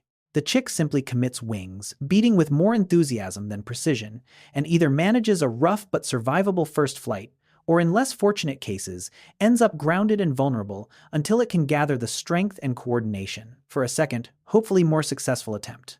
Wildlife rehabilitators occasionally find and assist grounded fledglings during this vulnerable window. Though most manage the transition without direct human intervention, however rough the landing looks in the moment, there is a certain honesty in how unglamorous this pivotal moment actually is. This story's most physically capable predator, beginning its independent flying life, not with grace, but with something closer to a determined, uncoordinated leap. Its confidence and skill only arriving gradually across the weeks of practice that follow. Return now to the nest itself and consider what happens when the layered, season after season construction covered earlier in this story continues uninterrupted across 10, 20, even 30 years of continuous use by successive eagle pairs. The accumulated weight of branches, lining material, and structural reinforcement added year after year can eventually reach a genuinely staggering total, with some of the most extreme documented nests estimated to weigh more than a small car. A comparison worth sitting with directly, since a compact sedan typically weighs somewhere in the range of 2,000 to 3,000 pounds. A structure built entirely from branches and lining material supported by nothing more than a tree fork and the tree's own structural strength. Reaching that kind of mass represents an extraordinary feat of accumulated construction, especially considering the entire structure was built without any tools, blueprints, or engineering calculation, beyond whatever instinct and physical capability an eagle's beak and talons could bring to the task. This kind of extreme accumulation does not happen quickly or in every nest. It requires a rare combination of a strong, stable tree, a long-running pair, or succession of pairs willing to keep returning to the same location, and enough undisturbed years for that gradual compounding construction process to continue uninterrupted. When it does happen, the result stands as one of the more remarkable structural achievements found anywhere in the natural world. The most extreme documented example of this phenomenon comes from Florida, where researchers recorded a single bald eagle nest, measuring roughly 9.5 feet across, at its widest point, and approximately 20 feet deep from top to bottom, dimensions that push well past what most people would associate with any bird's nest, regardless of species. Picture a structure wider than a standard king-size mattress laid flat, then extend that same structure downward through a distance equivalent to a 2-story building, and you begin to grasp just how far removed this particular nest was from the modest platform most people picture when they hear the word nest at all. This specific structure earned recognition as one of the largest tree nests ever documented for any bird species anywhere in the world, a record that reflects not a single extraordinary burst of construction, but rather decades of continuous, patient addition by generations of eagles returning to the same remarkable tree. The tree itself, a bald cypress capable of supporting that kind of accumulated weight and structure, deserves credit alongside the birds that built upon it, since a weaker or less stable tree simply could not have held a structure of this scale together across the many years required for it to grow this large in the first place. It stands as a genuine landmark of animal architecture, still referenced by researchers whenever the outer limits of nest-building behavior come up in scientific discussion. Weight estimates for that same record, Florida nest, reached approximately 2.5 tons, a figure that transforms this structure from an impressive bird's nest into something closer to a genuine engineering marvel built entirely without human involvement. 2.5 tons is roughly the weight of a fully loaded pickup truck, an amount of accumulated branch moss and lining material that no single eagle pair could have gathered within even several consecutive seasons of continuous work, confirming this was very likely a multi-generational project passed from one pair to the next as older birds died or moved on, and new pairs claimed the same productive, well-established site. Supporting that kind of mass required not just a sturdy tree but sustained structural maintenance across the years. Since a compounding pile of loose branches left entirely without reinforcement would eventually become unstable under its own accumulating weight, regardless of how strong the supporting tree happened to be. Every successive pair that added material to this nest was in effect, contributing to a structure that had already outlived multiple previous occupants. Continuing a project, none of them had personally begun, and none would likely see through to whatever eventual collapse or abandonment finally ended its use. There is something genuinely humbling in that scale. A bird capable of the kind of raw physical hunting power covered earlier in this story, also proving capable across enough patient years of building something this close to permanent architecture using nothing but branches and instinct. That same accumulating weight eventually becomes a genuine liability rather than simply an impressive achievement. Wildlife biologists have documented cases where an eagle nest, having grown for years or decades beyond what its supporting branch or tree fork was ever meant to bear, finally exceeds the structural limit of the tree itself, resulting in a sudden, catastrophic collapse that can bring down not just the nest, but a significant portion of the supporting limb along with it. This is not a slow, gradual settling the way a house might sag over time. It tends to happen abruptly, often during a storm or a period of heavy, wet snow, that adds sudden extra weight right at the point a tree limb was already carrying close to its maximum load.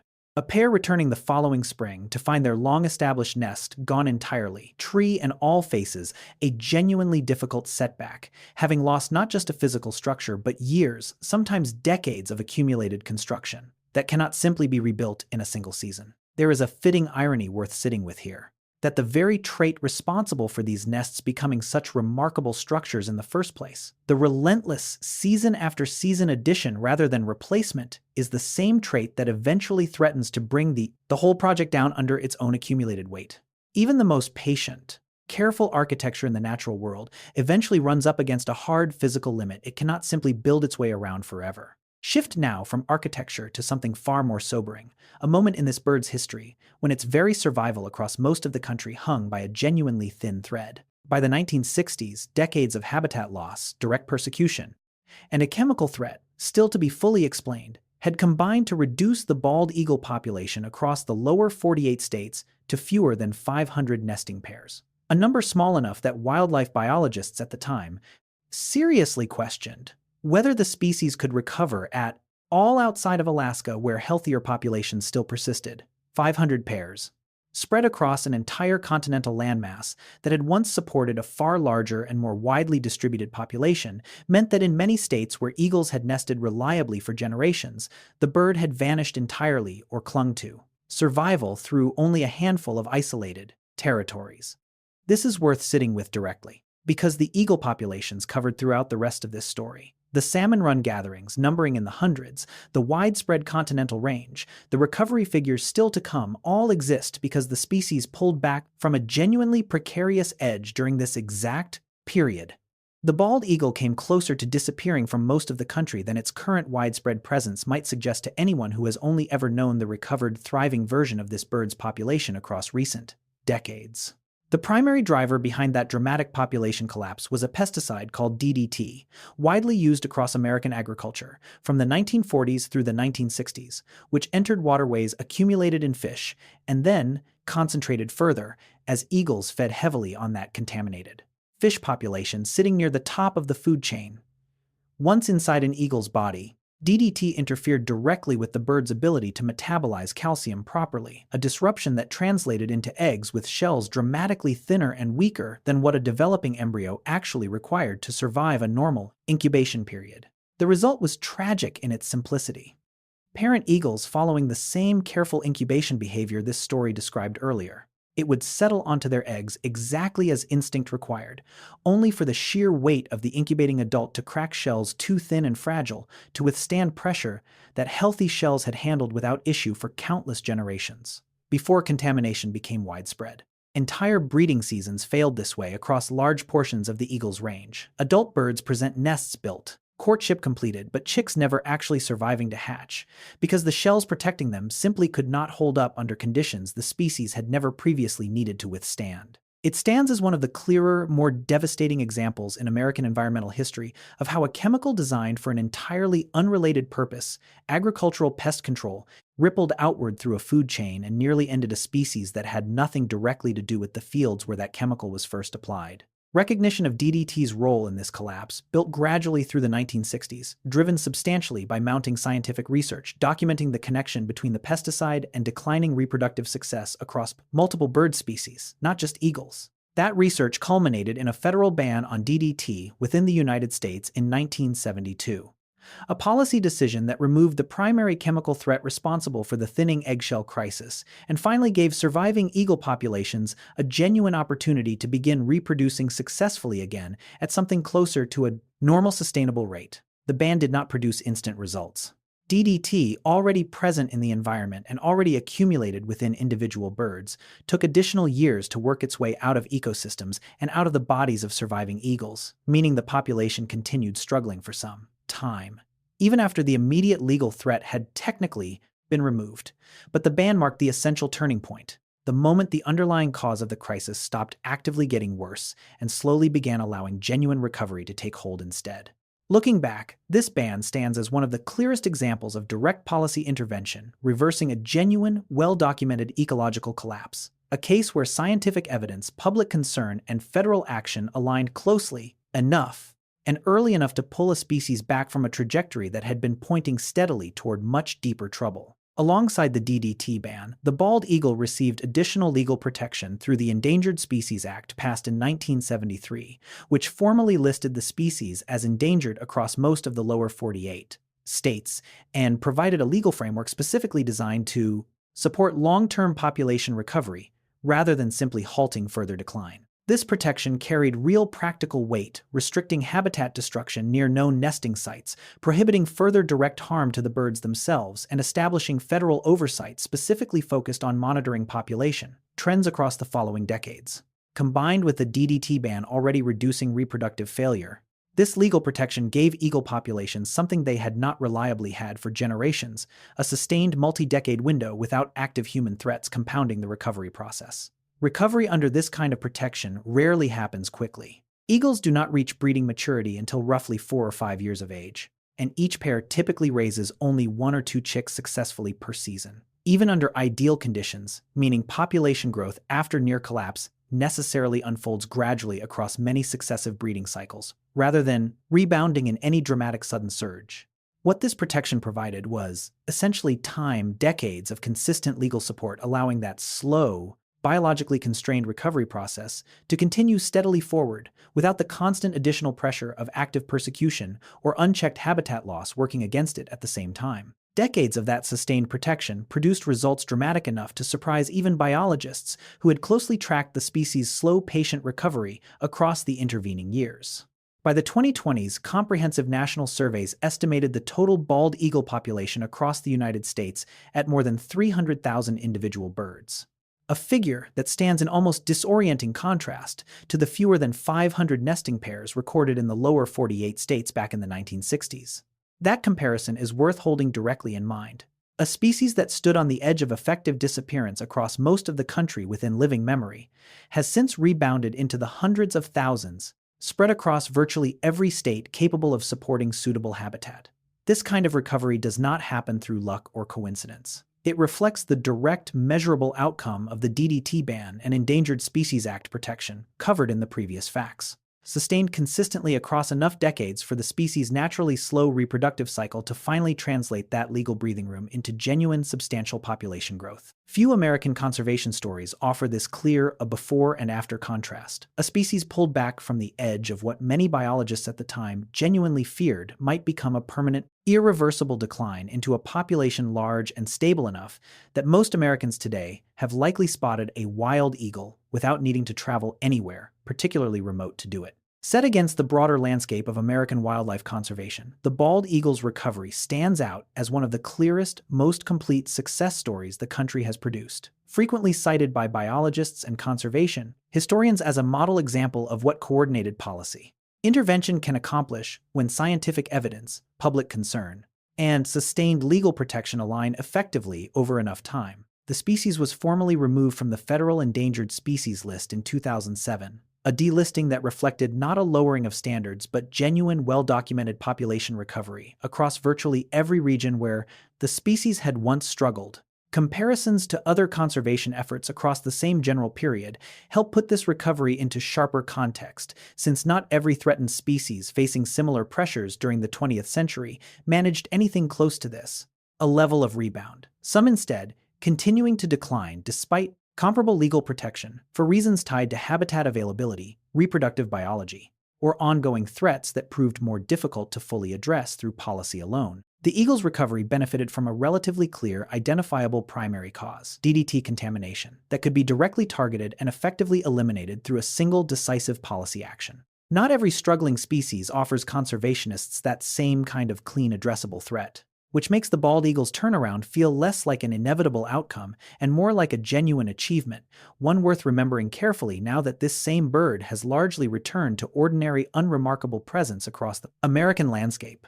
That recovery has translated directly into geographic range, and today, bald eagles maintain nesting populations in every single American state except Hawaii, a distribution that spans coastal wetlands, major river systems, inland lakes, forested territory, stretching from the Pacific Northwest through the Great Lakes region, down across the Southeast, and along both the Atlantic and Gulf coastlines. This breadth of range reflects the species' underlying adaptability as much as it reflects successful conservation policy, since an eagle capable of thriving near remote Alaskan wilderness is the same species now nesting within reasonable driving distance of major metropolitan areas across much of the country wherever sufficient waterfish and adequate tree cover happen to align. States that had entirely lost their breeding eagle populations during the DDT-era collapse have in the decades since seen nesting pairs re-establish territories in the exact same general regions where the species had once disappeared completely.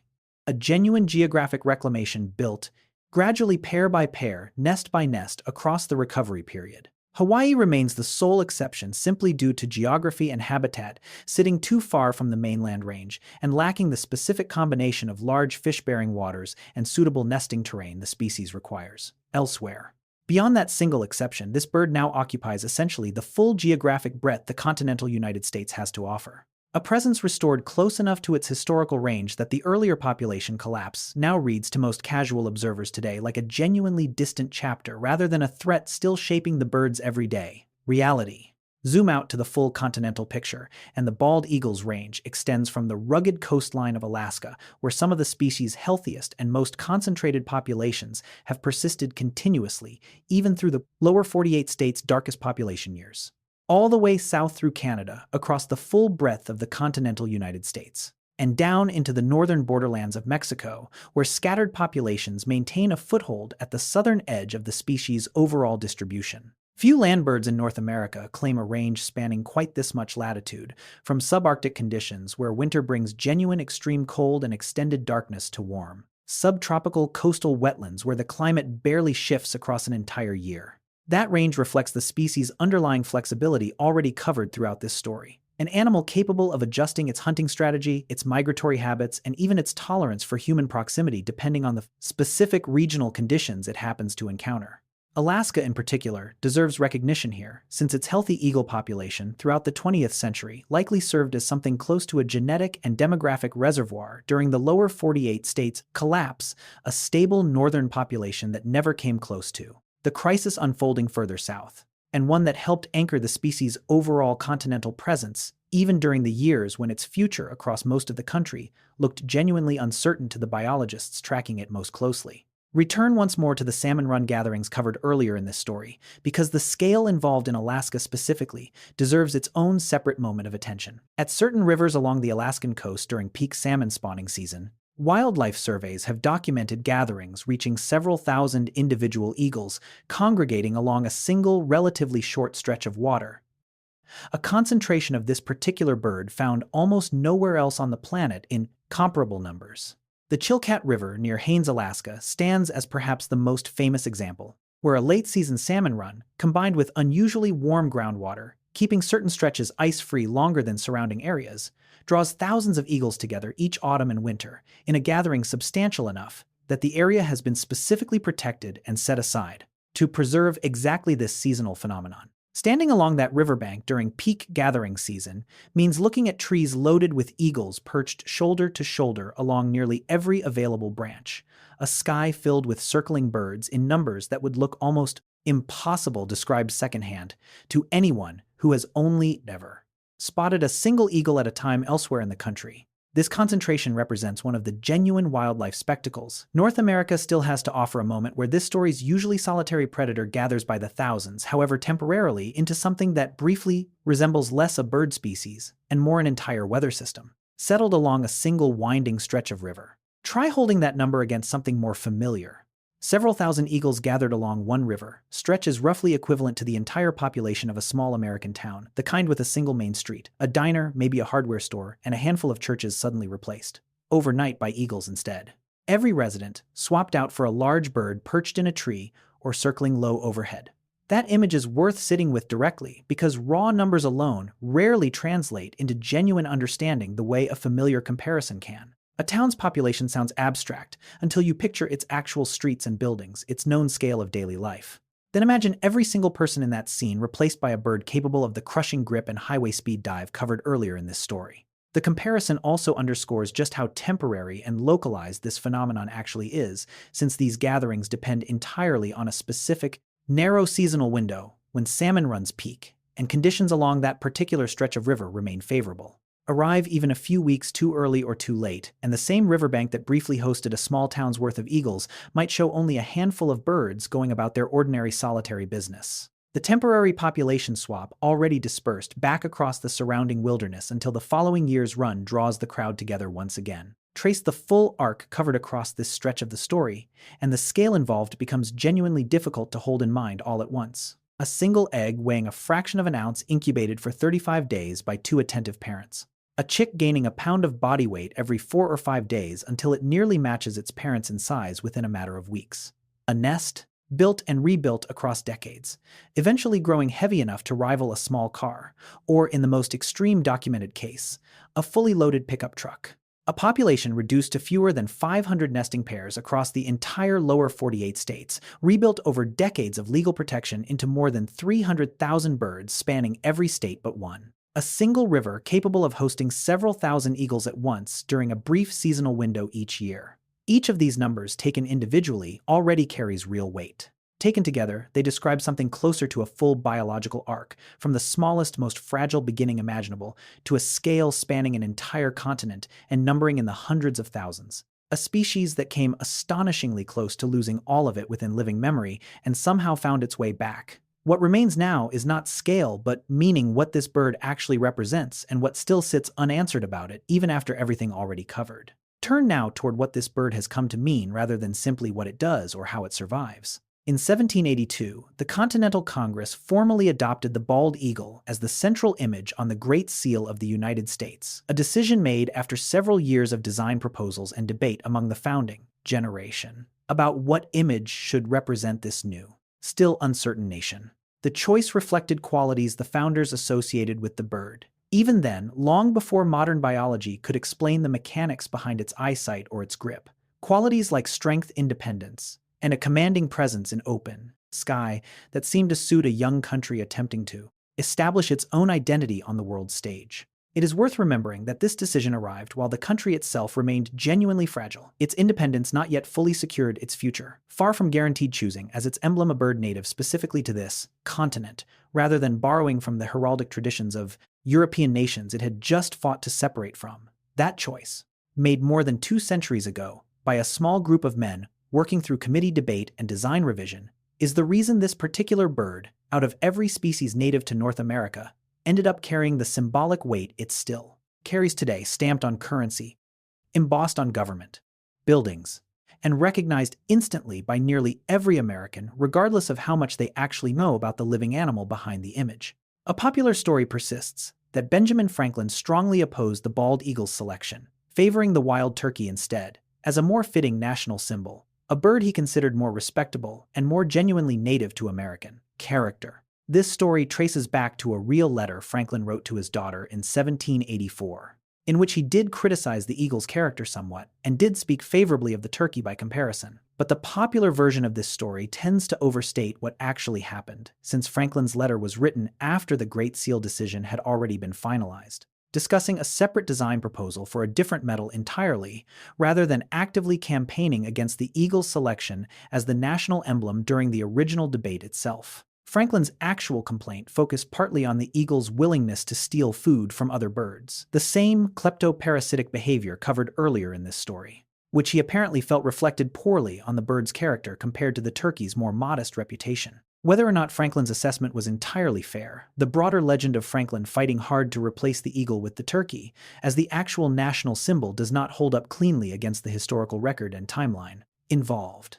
It remains a charming story, one that continues circulating widely because it fits neatly into a familiar folksy image of a founding father with strong, quirky opinions, even though the real history behind it is considerably more limited and specific than the popular version most Americans have heard repeated over the years. Look closely at the actual design adopted for the Great Seal and the eagle depicted. There is not simply standing or perched, but actively gripping two distinct symbols in its talons, an olive branch in one foot and a bundle of 13 arrows in the other, representing the young nation's stated preference for peace, while retaining the clear capacity for war if circumstances demanded it. The eagle's head in the official design faces toward the olive branch rather than the arrows, a deliberate design choice meant to emphasize peace as the nation's primary posture, with military readiness held in reserve rather than presented as the dominant theme. This detail connects directly back to the biological reality already covered throughout this story, since a real bald eagle's talons are precisely the tool capable of gripping and crushing with the kind of force described earlier, meaning the seal's designers were not choosing an arbitrary or purely decorative gesture when they placed both symbols directly in the bird's grip.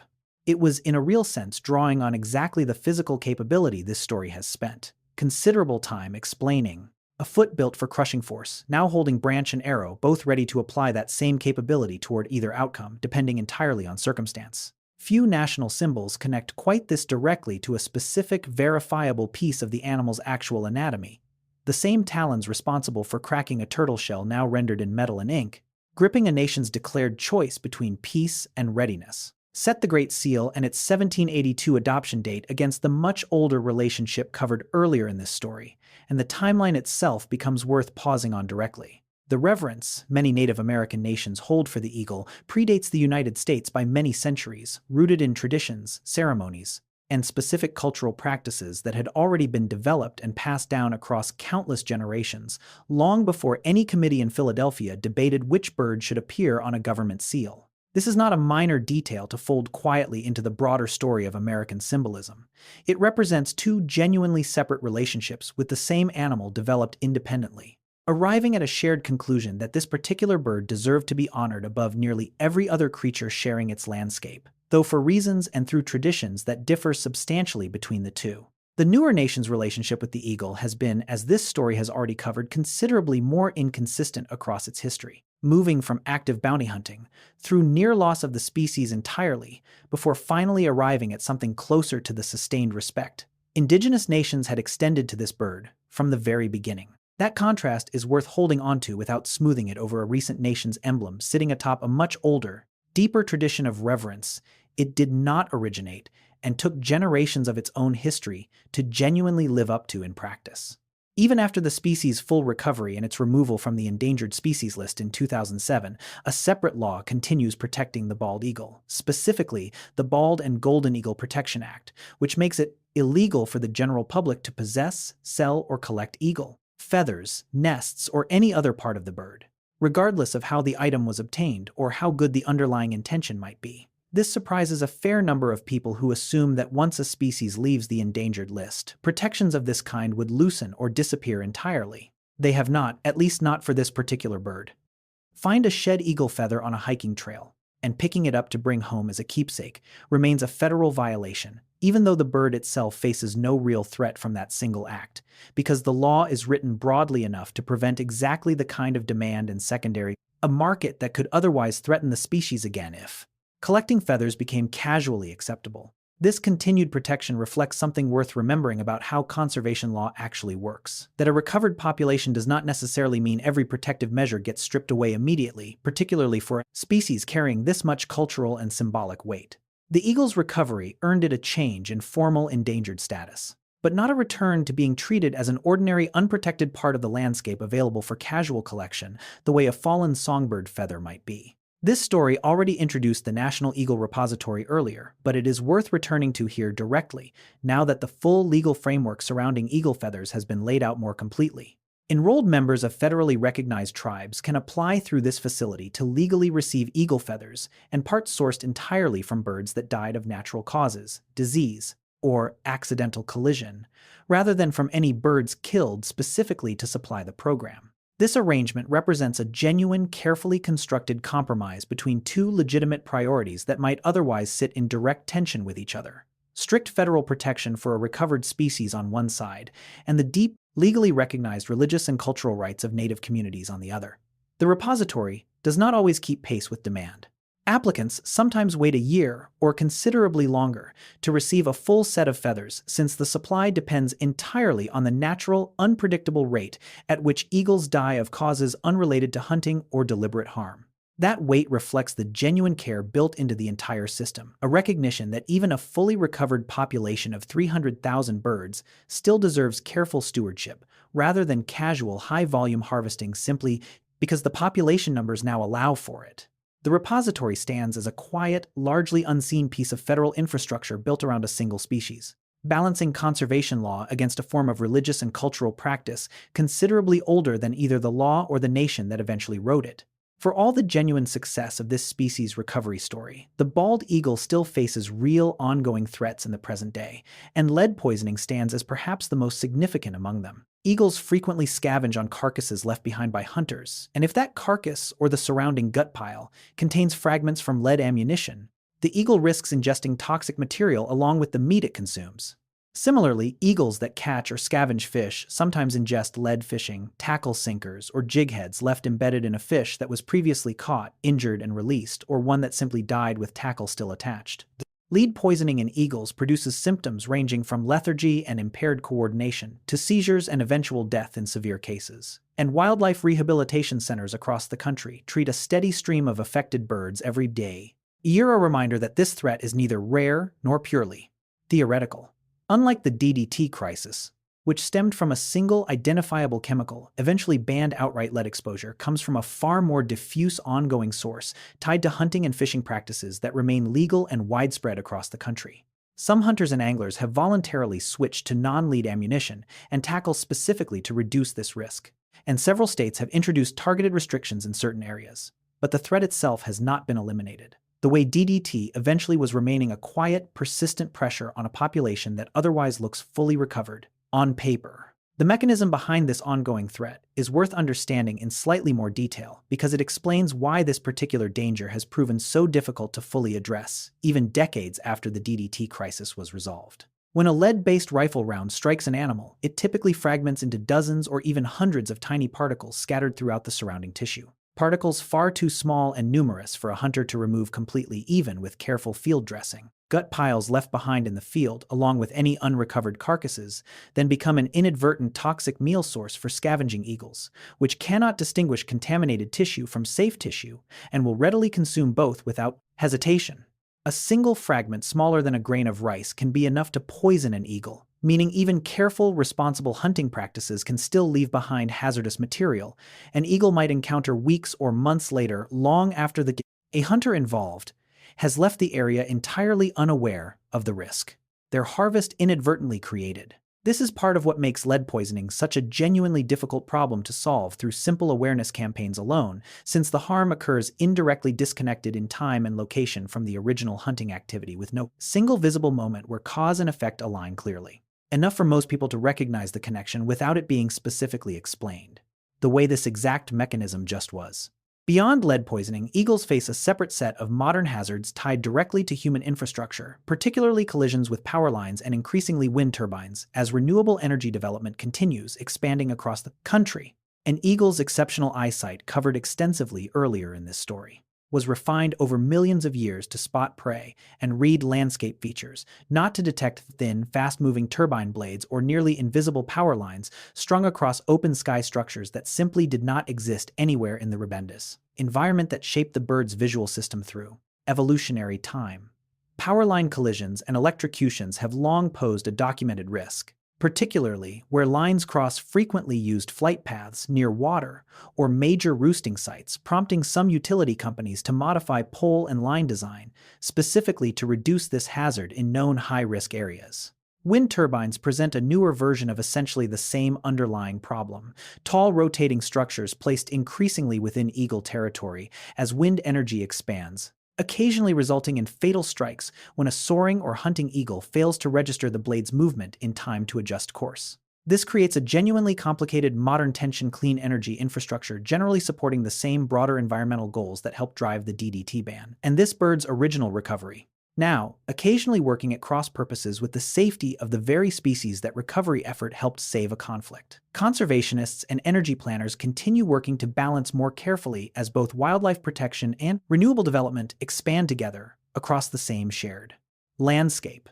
Step back now from threats and toward the eagle's genuine ecological function, because this bird does considerably more for its surrounding environment than simply occupy the top of a local food chain. When an eagle catches a fish and carries it away from the water to feed, whether to a favored perch back to a nest full of hungry chicks, or simply to a quiet spot along the shoreline, it is physically transporting nutrients that originated in an aquatic environment directly into a terrestrial one. Nutrients that would otherwise have remained entirely within the water system where that fish lived and died. Leftover scraps, bones, and unfinished portions eventually decompose on land, releasing nitrogen, phosphorus, and other nutrients directly into surrounding soil and vegetation, effectively fertilizing forest and shoreline ecosystems, using material sourced entirely from the water below. This process, sometimes called a nutrient subsidy by ecologists studying it, happens across countless individual feeding events throughout an eagle's life. Each one, a small transfer of material from one ecosystem into another, carried entirely by the bird's own hunting and feeding behavior, rather than any natural water flow or geological process that might otherwise accomplish something similar. Multiply that small individual transfer across an entire population numbering in the hundreds of thousands feeding consistently across decades, and the eagle's role expands well past simple predation into something closer to active ecosystem maintenance, quietly moving resources between two environments in a way few other animals sharing the same landscape are positioned to replicate at anything close to this scale. This nutrient transfer carries real, measurable consequences for the plant life growing near an eagle's regular feeding and nesting sites, consequences that researchers studying forest ecology near established eagle territories have documented directly. Soil samples collected near long-established nest trees and favored feeding perches sometimes show elevated nutrient levels compared to similar forest patches farther removed from eagle activity, a difference traceable directly back to decades of fish remains and other feeding waste, accumulating and decomposing in essentially the same concentrated locations year after year. Vegetation growing in these nutrient-enriched patches can show measurably different growth patterns compared to surrounding forest, a subtle but genuine ecological fingerprint left behind not by any deliberate action on the eagle's part but simply as a byproduct of repeated feeding. Behavior sustained across a long enough time frame to leave a lasting mark on the local soil chemistry. It is a quiet kind of ecological influence, easy to overlook entirely, next to the more dramatic behaviors already covered throughout this story: the crushing grip, the aerial courtship, the record-setting nest. But this slow, cumulative fertilization effect represents a genuine, lasting contribution this bird makes to its surrounding environment, one that persists and compounds across years, even when no eagle happens to be actively present at that particular moment, a legacy written quietly into the soil itself, by generations of feeding behavior repeated in the same trusted familiar locations.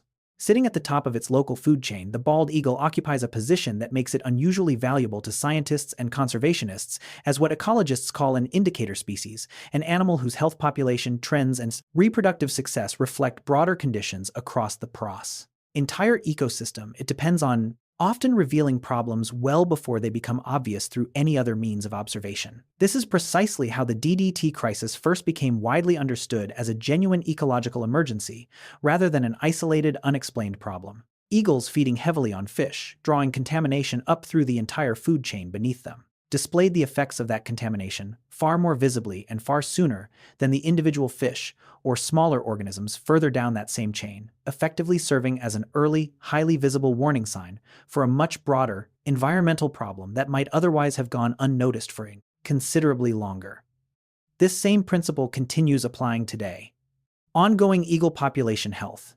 Reproductive success rates and documented lead exposure levels all give researchers a meaningful, continuously updated window into broader environmental conditions across the eagle's range, conditions that affect countless other species. Sharing the same water systems and landscape, even if those other species prove harder to study directly or lack the same visible, easily tracked population data. In this sense, the eagle's recovered health across recent decades functions as more than a conservation success story in isolation. It stands as a genuinely useful, ongoing signal about the broader health of the water systems and landscapes this bird and countless other species continue to depend on together. This story has already described the sheer scale of a juvenile eagle's first solo migration, thousands of miles, covered successfully by a bird that has never made the journey before, and had no parent along to demonstrate the correct route. What has not yet been fully addressed is just how much of the actual mechanism behind that navigation remains genuinely unresolved.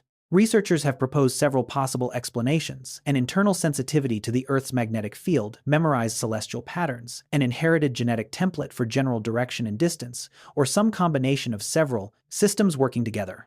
But no single explanation has yet been confirmed with the kind of certainty that would let a biologist say definitively how the process actually works inside a young eagle's brain. Satellite tracking data covered earlier in this story has confirmed the outcome repeatedly and precisely, individual birds reaching consistent destinations across consecutive years. But confirming that the outcome happens reliably is a different achievement entirely from explaining the internal process. Producing that outcome, and this particular gap between observed result and understood mechanism, remains one of the more active, unresolved questions in raptor research today. It is worth sitting with the strangeness of that gap directly.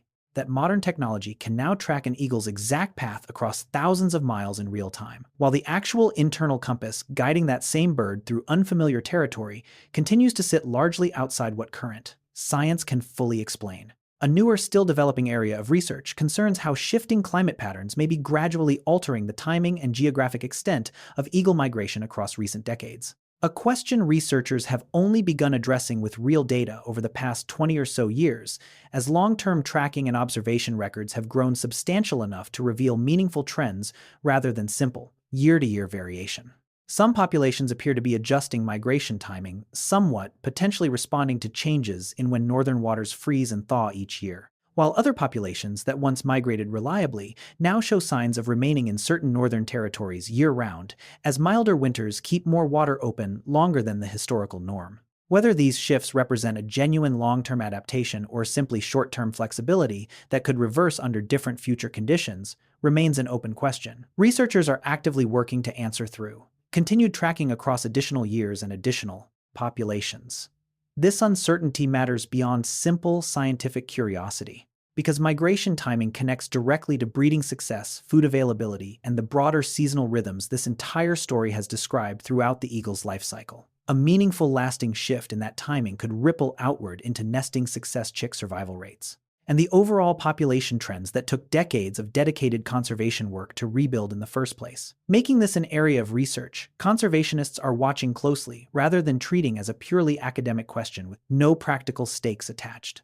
Beyond the acute, sometimes fatal cases of lead poisoning already covered in this story, researchers have grown increasingly interested in a subtler, harder-to-measure question. What happens to eagles that ingest smaller amounts of lead, repeatedly, over time, without ever reaching the severe, clearly diagnosable poisoning threshold covered earlier? Chronic, low-level exposure of this kind might not kill a bird outright or produce the obvious symptoms wildlife rehabilitators typically recognize, but researchers suspect it could still meaningfully impair cognitive function, coordination, overall health in ways considerably more difficult to detect and measure directly in a wild population. Blood lead level testing across sampled eagle populations has revealed that a genuinely significant portion of birds carry detectable lead levels well below the threshold, considered acutely dangerous, raising a real question about what cumulative effect that chronic, lower-level exposure might be having across an entire population over the course of individual birds' 20 to 30-year lifespans.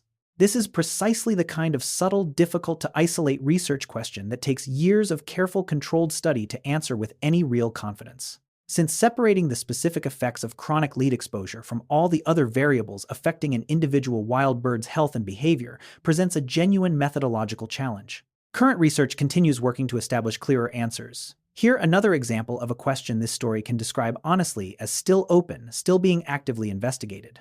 rather than one science has already fully resolved. Throughout this story, eagle hunting behavior has been described in ways that suggest genuine learning and refinement. The wind-reading approach to a dive, the calculated timing behind stealing a fish from an osprey, the apparent recognition of familiar fishing boats returning to the same waters repeatedly.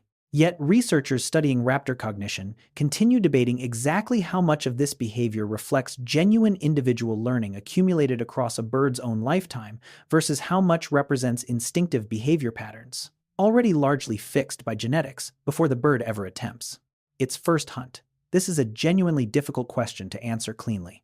Because young eagles do show measurable improvement in hunting success rates across their first several years of independent life, evidence that at least points towards some meaningful role for individual learning and practice. But distinguishing that improvement from simple physical maturation, stronger flight muscles, fully developed adult vision, more coordinated talon control, proves considerably harder than it might initially sound, since a young bird's improving hunting success could reflect either explanation or, more likely, some combination of both, working together simultaneously in ways current research methods have not yet fully separated from each other. Researchers studying raptor cognition more broadly continue working toward clearer answers here, testing captive and wild eagles under varied conditions to try isolating learned skill from simple physical development. Another genuinely unresolved question, sitting quietly beneath a species most Americans assume science already understands completely. Consider for a moment the full distance this particular story has traveled. A bird that farmers once blamed for missing livestock and hunted down through organized bounty programs. A species that dropped to fewer than 500 nesting pairs across the lower 48 states, thinned nearly out of existence by a chemical never designed with this bird in mind at all. A creature that spent generations regarded with more fear and suspicion than the reverence it now commonly receives. And somehow, through a combination of scientific research, public concern, and sustained federal protection extended across enough decades to actually matter, that same bird now numbers more than 300,000 strong, nesting in every state but one. Gathering by the thousands along favored rivers each year, its silhouette recognized instantly across a country that very nearly lost the chance to recognize it at all. That recovery did not happen by accident, and it did not happen quickly. It required decades of patient, unglamorous policy work, research, and legal protection. The kind of sustained effort easy to overlook once the dramatic crisis itself has faded from public memory. The eagle commanding the sky above an American river today carries that entire history within it, whether any given observer watching from the shore happens to know it or not. And yet, for everything modern science has managed to document about this bird, the crushing grip measured precisely in pounds per square inch, the eyesight resolving detail from a mile above open ground, the population numbers tracked and recorded down to the individual bird, genuine mystery still sits quietly underneath all of it.